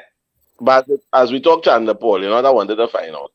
Later in his age, he had a kind of stance which another man has. A kind of funny looking. What is your view on that stance? Yeah, what is your view on that? Yeah. What is your view? What is the advantages of that?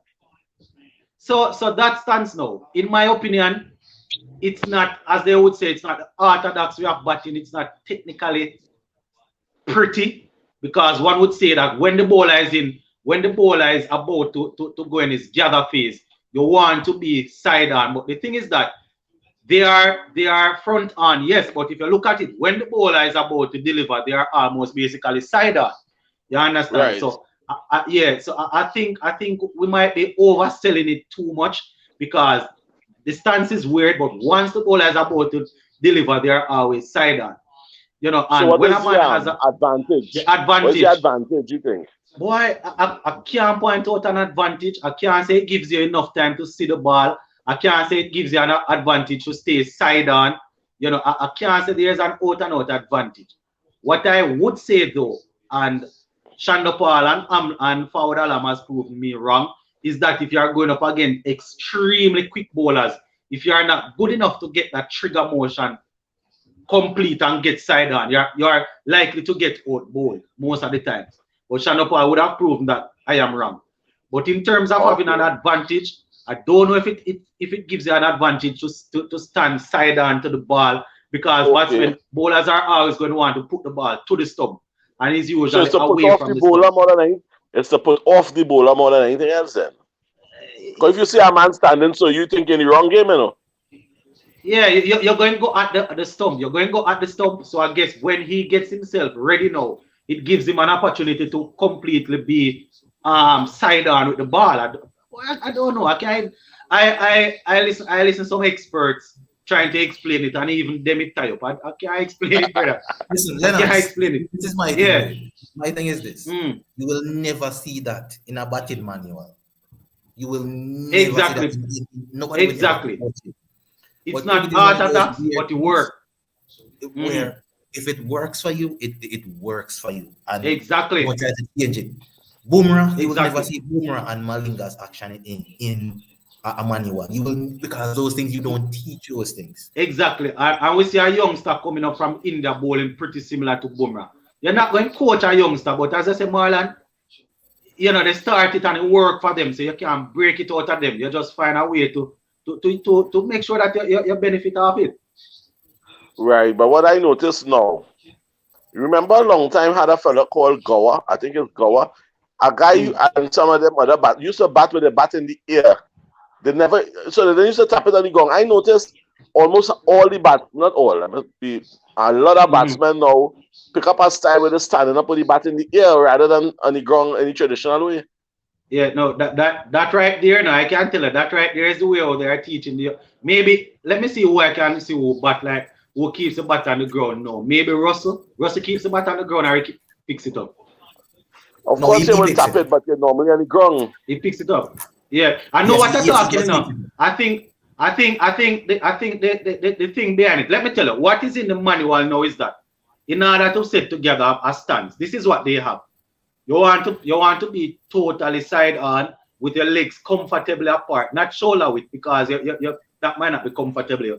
So shoulder width up, legs comfortably apart, based on the manual. If you are right-handed, I am right-handed. So the left shoulder pointing down the wicket, right? One leg is going to be 1 foot behind the line, the crease, popping crease, one behind in front, right? Knees slightly bent. The bat is up. This is what they're telling the youngsters. The bat should be up and the toe of the bat should be pointing towards second or third slip or gully region. That is what they're teaching. Well, not that they. Is not that nowadays.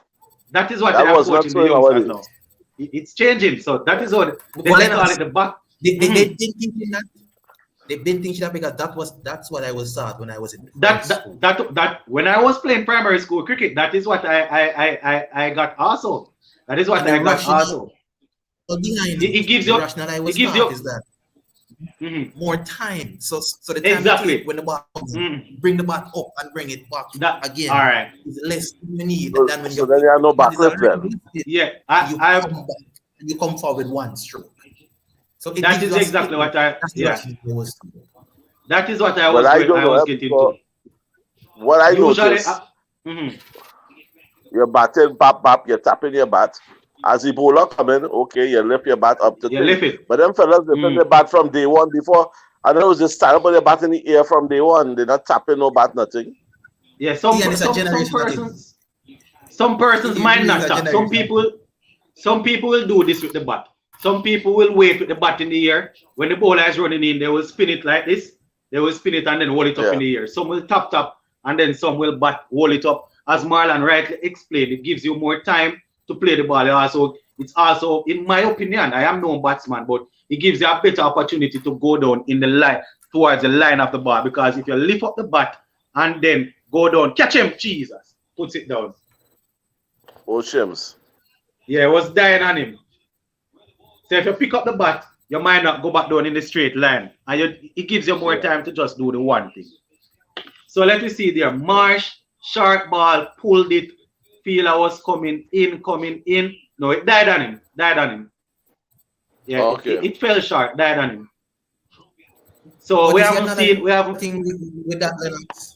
Yeah. I think with the batting thing, I think it was merely done to counteract fast bowlers. Swing. Not so much your spinners. Swing and Yorker bowling. Yeah. Yes. So when somebody's steaming in at 90 and you need to get the bat down, every millisecond counts. Every millisecond counts. Yep. To get Worse that if the ball is swinging. Worse if the ball is Yes. swinging. So, but what I realize now is that it's a generational divide because people from Ian generation never used to do that. That was Nah, we never yeah. did. back Yeah. then. I learned from If Jeff you Boycott. if you Boycott was my look batsman. at if you look at I see some clips of some of the guys in the 80s, 70s and 80s and they are slouch over on the bat. That is how they bat. Yes. They never used to do that. Jeff But in Boycott. our generation, they changed the what is now orthodox. It changed in our time. And you see, you want to look pretty, but at the same time you want to be effective. That is why you have to be careful when you're coaching the youngsters. That is the thing with the stance, you know. That's why I said to them, you can't just tell them if you want to teach somebody to bat, you tell them shoulder. If they don't know how to stand up any at all, you give them the bat, ask them to stand, or you can tell them shoulder width apart, and then let them adjust it to how comfortable they are. So it's changing. It's changing, and it's the same thing with the bowling. What about before the bowl? You go back and across. You familiar with that? Yeah, man. We're familiar with back and across, man. A lot of players. Okay. So you still have players that are extremely good at test. They still use it. They still use the back and across because back and across, especially it has to do with especially where you take the guard, and that is how you get to cover the line of the ball. Yeah, man. Correct. That's how you cover the line of the ball. You take a middle guard.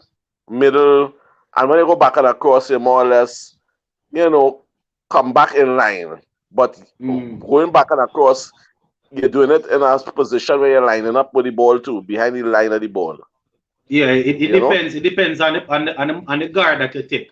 That's how effective that would be. But what I found watching Boycott, I know I like Boycott and even Ian Botham and them to some degree. I notice a lot of West Indians have a big space, a big gap between the bat and pads these days. And that is why they get bowled a lot. Yeah, a lot of them. Yeah. I don't understand that because that is a basic. That's a basic technique. A lot of those things come down to the type of cricket that is being played now. The whole power hitting. So the back and across and most things had to do with getting in line with the ball, finesse, covering a stump. These things that you see these guys doing, they are basically lining up themselves to hit the ball hard before the ball is even bowled. So that is why you find that they have a lot of gap. So you'll find that before the ball is even delivered, most of the batsmen they are clearing the front foot already, stepping outside of the leg stump, clearing the front foot and looking to hit. To boop. You understand? So to boop. Hey. So that is the thing. Guys, you know what I think of the ugliest stance in cricket right now, in all of cricket? Rory Burns. Jesus, the man cranny. Lennox, the man look like he's constipated. It's not ugly, it's cranny. Lennox, the man cranny. I get to see this man back. The man did this. We said the man cranny, man. Listen, I don't know how he contorts his body to make that stance. And listen, Lennox, that is the stance in all of cricket. Yeah, if you're not familiar with him, it's a guy that they have opening for England in Test cricket. In Test cricket, the guy Cranny. Cranny is very hard to look at. Listen, when I say it's ugly, I'm not familiar with him much. He's an English batsman. Yes. Yeah, man, he's an English batsman. He play. On YouTube, he is probably the ugliest stance you will ever see in your life. Christ, the man. Marlon is the first. I've never seen anything remotely close to it. Never. The man looks like he's constipated when he's batting. Like, listen, I don't like to see. Well, New Zealand leaking runs here, guys. Hold on, ball comes on back down the leg side. Not sure if it touched the bat. Well, it's salty. Yes, they got runs. They got runs. It's a bat. Oh dear. Jesus. Touch the bat. Oh, I thought it was five. Yeah, touch the bat. It's finished. Equation is 37 off 30. It's done. 2 set batsmen. Well, 33 off 29 right now. It's finished. But yes. Wide down the leg side. Yeah, Rory Burns looks weird to me. It's really weird. Listen, I don't know how he does it. I genuinely do not know how he does it. When I watch him, I'm like, how do you curve your spine? And he got a couple of half century at the international level, you know. I I mean, might have if he some got free this who opening test batsman right now. I think it have Ian people who could contort themselves, eh? You know that White was who could talking about contort their body and why then back Mitchell their Marsh elbow and finishing then off the back. game. Marsh finishing off the game. Another sixer, 26 Okay. of 28. Well, Australia really come in the World Cup with a half cooked team and going to win the tournament, man. My goodness. Yeah. Very Or is disappointing. Maxwell that? Or is Marsh? Who that? Maxwell. Same if you tell me they come in with a half cooked team and going to win the tournament, man. Boy, to you and half them will call the thing, yes? Yeah. I did hear that Sir Viv Master Blaster said that Australian hit their steps for he was me. Yeah, seems as if he got it spot on, Richard. Yeah. Who's that? He Chanty? was laugh at Richard said Master Blaster said that Australia was coming up. But you see technology and everything changing the game, you know. They're doing things to try and make the thing work, but at the same time you still have to be effective.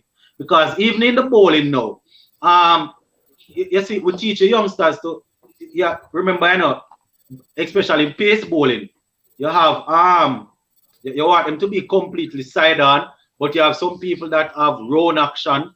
Not run action, you have some people that have Slingy action. not how you deliver, but the position of the body. Some will be totally side on. You have some people, in the gather phase. Some will be Face front on, and then you will have mixed action. And mixed action is what thing they had, you know. That is why his career ended so quickly, you know. Our pace bowler. Yeah, that was your back. Who? Was it Colin Craft? We had a pace bowler that didn't play for too long. He had a mixed action man, so he's always injured. Well, Bishop get damaged for that, you know. He was kind of front on. Yeah, but you say if you're gonna be front on, it's good to be totally front on. If you're side on, but when you mix, it might not look it on the body, you know. But yeah, the mixed action is a problem. I'm trying to remember if it was Colin Craft that ball with a mixed action. It was before my time, you know, but in my research and watching videos and things like that. Yeah, it's so that for the coaches on here, you want to keep the youngsters away from that. Well, I don't know if you can keep them away from anything because Malinga is basically bowling on his head. I don't know. I only know about side on. Yeah, I mean it's a traditional way to teach them to bowl in it, but not everybody will be totally side on. Not everybody will get the total look like that. Let me see if I can think of a bowler with a run action, with a open action. Or semi-open. I can't think of one. I can't think of one. But you guys know the history of what I'm talking about. I am talking Not to too myself. familiar with it. Not too familiar. I really don't cricket, man. Let me see. Not Walsh, not Marshall, not I tell you, man. none of them guys. Van Holder. I think it was Colin Craft, man. Right now, if you go on YouTube, man. Yeah, I think it was him. But hold on there. What mixed bowling action? All right. So the general meaning for it, a mixed action is a combination of both the side on and front on action, which puts unnecessary stress on the spine, right? And it's important to get your bowling action checked out. So it's a as me say, it's a combination of the two. I think Colin Craft had that action, man. You see, as I said, guys, I wouldn't have seen these guys, you know, they were before my time. But in studying and things like that through sports school, I was exposed to things like that. I think Colin Craft was one of them. Right. But this I know well when they talk about versatility, Malcolm Marshall compared to this guy from India now, who will have a short run up and be very quick. Boomerang. What's his name? Boomerang's run up is short, but it's quick. Isn't that a phenomena or some kind of? That's strange. Yeah, especially seeing that he's not well built. Another 4 down to the mid wicket boundary. So this is it now, Ian. back in the days, the pace bowlers, they used to be slim and long run up to build momentum and go through smoothly through the crease and deliver. Now, Yes. Boomerang, the thing is that his upper body is not as big as a Russell. Russell and those guys, they do running very quickly, but the upper body is big, so they hit the deck hard. But Boomerang's action is not. It's weird. I don't know if it's because of the hyperextension why he gets that pace, you know. But it's weird, you know. You don't see it very often. Very deceptive. Boomerang a man can really bowl in medium pace, and the man is bowled about 90 something miles per hour. Exactly. So 156 for two guys, 17 more needed of 21. Can't believe that Australia going win the tournament. You know, you already said that this. Well, I thought 170 was good, but somebody said about 180, 190. 180, yeah, man. He probably even that they would get based on the start. I was saying that 170 is what they would have gotten, but I was thinking 180 would have been safe. But guys, based on how they are going now. It don't seem like it fact that New Zealand didn't have enough runs. It seems like the bowling is just poor. Yeah, the bowling a lot of short and wide ball. Yeah. Good spot that, Marlon. That's how it's good spot that. Yeah, good spot that. It's a good spot. The bowling short and wide. Saudi bowling a lot of short ball. But you know, on this World Cup, the thing is this World Cup, from the time you lose the toss, I find everything in the favor of the side that win the toss for about 80% of the time. Wide down the leg side again. Yeah, based on the stats, yes, but it don't even look like there's a lot of dew out there today, or tonight over there. But you know, it doesn't seem as if there's a lot of dew. The guys just bowling. I don't know if they are losing it, but the bowling real bad. You know, 170 is a good score batting first. Especially for a final. Yeah, especially for a final. It's a good score. Usually a final 140, 150, you know, and then you would have scoreboard pressure. You remember West Indies defend 130 against Sri Lanka? Yeah, I think it was about 139 or something. Yes. We want to give about 30 something runs. That's Australia, But you see, the thing is, Lennox, Australia has that psychological edge over New Zealand still. Yeah. They still do. And it's hard to get past that psychological edge. Yeah. How many they win over? Is about how many? 14? How many times they meet? And how it goes? About how much? Oh, you're talking about the head-to-head? They showed it earlier this morning, but I'm not even sure. I don't want to give any wrong information. No, I'm speaking on a historically, only true contemporary 2020. Like in cricket, New Zealand has that. Australia has it over most people. I mean, I don't think they have it over the West Indies, and I think India right now has that arrogance that they can beat them. Yeah.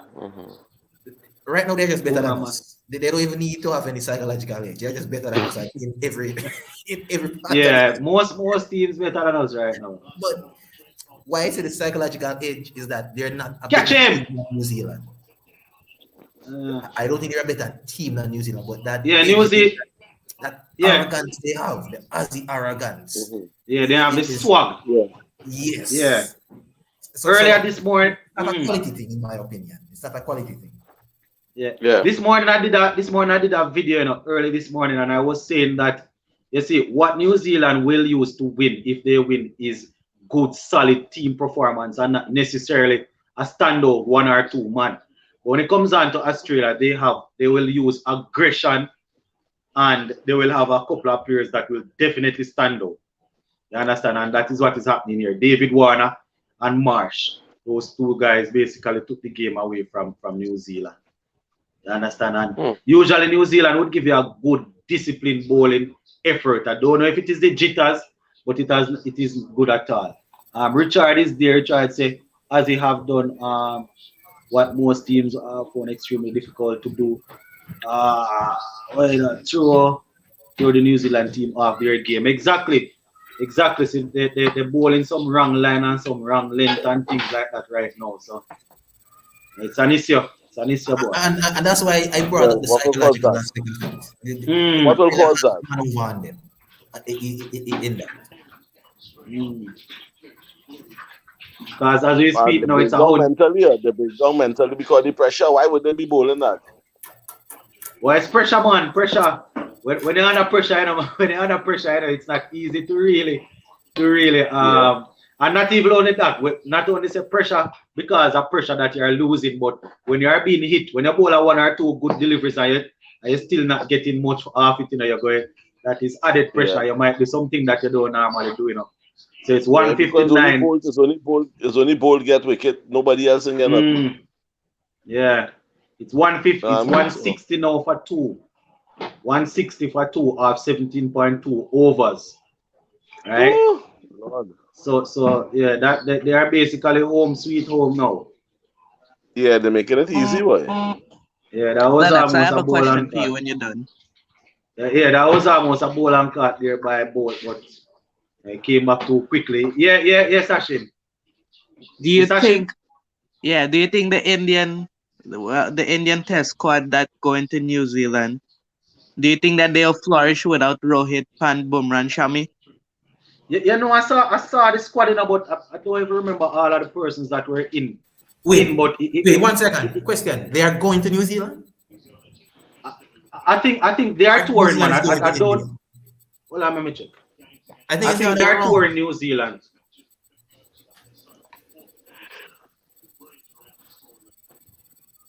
Hold on.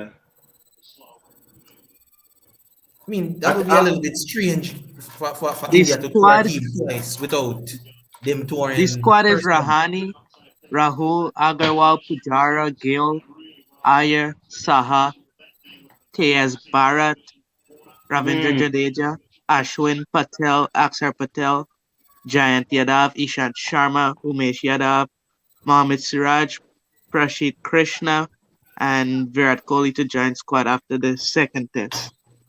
Catch him! Fell short. It shows where the series will be played.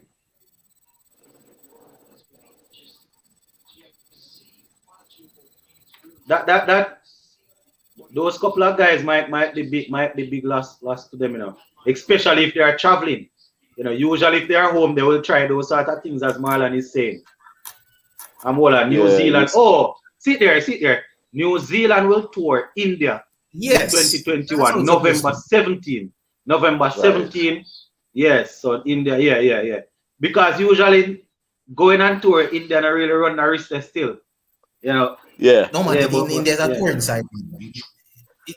That's why we respect. And leaving all of those guys. They will perform. They will perform now. They will perform, but I'm talking about leaving all of those guys at the same time. Yes. Because of the COVID bubbles. That's too much stress on a lot of men. A lot of men want to take a little rest.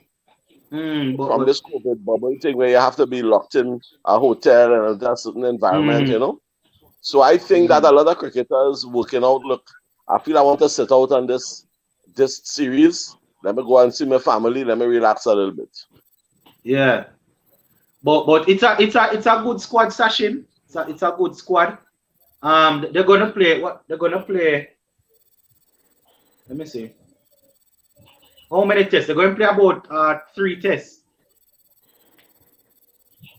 And 3 tests is plenty tests these days, huh? So that's a long series. Yeah, that's a long series, but especially coming off winning the World Test Championship, New Zealand, it's in India, but New Zealand might put up a fight. I think that first test, I would have to go in that first test that New Zealand might win because remember you don't have Kohli there either. Kohli won't be there for that first test. They might put up a good fight, man. They might put up a good fight. New Zealand definitely will put up a fight, especially coming off the Test Championship with thing. If all of those guys not playing at the same time, might cause an issue. But when you home, right? You have to remember it's not like home long time. You cannot leave your bubble. For again. Even though it's very frustrating for some of these cricketers. It's a reality. It's a factor. Remember COVID on the rise again because a high population have not taken the vaccine. Whether it's the market base or the nonsense, I don't know what is the reason why. I don't know about that because I am a man, I understand the God I serve, and that can be the market base. But be it. You have a lot of intelligent people who somehow like I don't know why in these times they will not. I don't know. But a lot of people have this thing. It's gone on a fourth wave all over the world, and it's getting worse because a lot of people are vaccinated. So cricket, all the sports, everybody locked up. A lot of sporting superstars. Because even I think I don't remember if it's Kyrie Irving, but one of them not playing because of the same thing. Couple of the basketball players. So hold on, guys. Quick update. 167 for 2. 167 for 2. So they now need 6 runs to win after 10 deliveries. Woo! 6 off That's 10. That's an anticlimax, boy. Yeah, so 18.2 overs. Can't believe the money make Australia win star. Watch New Zealand come back and win. Where's the Sachin? New Zealand going pull up. What are you talking about? I know, boy. You gotta write that book. Boy, Sachin, you have the name Sachin, but you're not moving like the professor at all. You're not moving like the master, Sachin Tendulkar at all. New Zealand give her the game already, man. Yeah, I know. That was just a joke. Maxwell and Marsh there. Everything is in Australia favor. 167 for 2. Maxwell going to try and go for a boundary to try and win it, but I think just go the safe route. Go the safe route and finish. So 5-2 win half 9. 5-2 win half 9, guys. Okay. Well, it's almost a done deal, but I will see. You never know. I'm on my bowl 3 maidens 3 3 dot. I'm on my bowl 3 dot. Get a couple of hat-tricks. Yeah. Anything can happen. Anything can happen, boy. It's not over until it's over, boy. Until the fat lady sings. So near yet so far. Exactly. So let me see what happens. Oh, good. So 4-2 win from 8. 169 for 2. Boy, David Warner. Yeah, boy, David Warner, boy. I tell you. It is sad to why could our senior citizens that cursed and fight and did everything to be in the team? Why and they couldn't go to the winning World Cup shot? Yep, that is it, guys. That is it. Maxwell with his usual reverse sweep down to the boundary. Well, not even reverse sweep, reverse paddle down to the boundary. And Marsh, all hell breaks loose out there. Look at Marsh. Look at Warner. Listen, it's just. I think Warner will be the player of the tournament. Yeah, he wasn't easy. Boy, Jaja. It really is hard to watch Australia win. It really is. Yeah. And they're rubbing it in, that is the thing now. My God, man. New Zealand really let down the cricket world. New Zealand really let down the cricketing world. I tell you, everybody outside of Australia backing. Everybody outside of Australia backing New Zealand. The entire cricketing world was going for New Zealand. Except so we have somebody on the chat here from Barbados that said that he wants Australia to win. Must be a young fan. But I wouldn't even say that because Lance from Sportsmark is an Australian fan. You want a conk? I don't know how he squared that circle. I don't know. I think you have to spare a thought for New Zealand. You have to. I don't know what to say. Spare which thought for them? They let us down. A good Can I imagine Australia winning, man? A very good tournament nonetheless. Jesus. Yeah, it was a good tournament. It was definitely a good tournament. And the worst part about it now is that they are going to burst in it because coming up is the Ashes and England. I doubt England have a strong enough team to go over there and do anything in the Ashes. So that is going to be a next thing for them to celebrate. But you're forgetting the crucial point. The next World Cup is on home soil. And the next World Cup is on home soil again. My goodness. So, So good luck with me in Australia. Good luck. So That's I guess the main point is how come they pick Warner still when he was having such horrible runs for about maybe 6 straight innings and whatever he was doing wasn't performing anything. They pick Warner and Warner did well. What I'm saying is they stuck with him in spite of many people was calling for Warner they to get believed in him. No, they believed in him. Yeah, man, people are calling for him, but I think I don't know if there's a out and out opener that would have stepped in to open with Finch. And funny enough, the two Australian openers came into this tournament out of form. Finch wasn't in any good form either, And throughout the entire tournament, Finch didn't do anything. Basically, Steve Smith came in without form either. So they were basically depending on Glenn Maxwell. Well, they were depending on these guys to come good, but where form is concerned, Glenn Maxwell came in with some form. Marsh came in with some form and thing, but I guess it's the Australia way. They always turn up. They always find a way to do it. When I watched them in the first game against South Africa, I was like, South Africa. I said, no way this team could win the tournament. Oh, they struggled. They struggled to get the 130. Yes. Was it 118 or one something like that? It was less than 120. Yeah, about 118, I think. And I was like, this team is struggling to find form. These batsmen are in horrid form. I mean, I guess we should have been more concerned about West Indies farm, but Can you imagine what Shane Warne will be going on with Norman? Jesus. Boy. That man is extra, Boy, Glenn Maxwell, as usual, bringing up victory with his one of his what you would call his iconic shot. Signature shot. Yeah, signature shot. Boy. Well done to them though. From a cricketing point of view, it's been a good tournament. From a Caribbean point of view, it's been the worst tournament we could ever think about.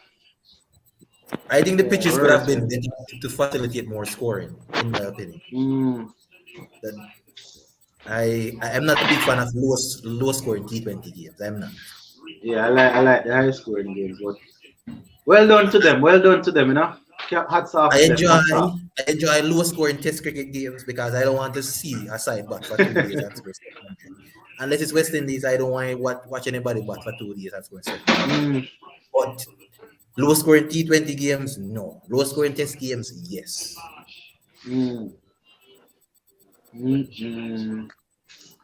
But that's a wrap, guys. Australia. Congratulations to them. And it is what it is. Boy, guys, I'm not even going any longer for us to break it down. We have been on for what? That's what? Maybe over 3.5 hours we sit down here and the like. Time for me to go and stretch the legs.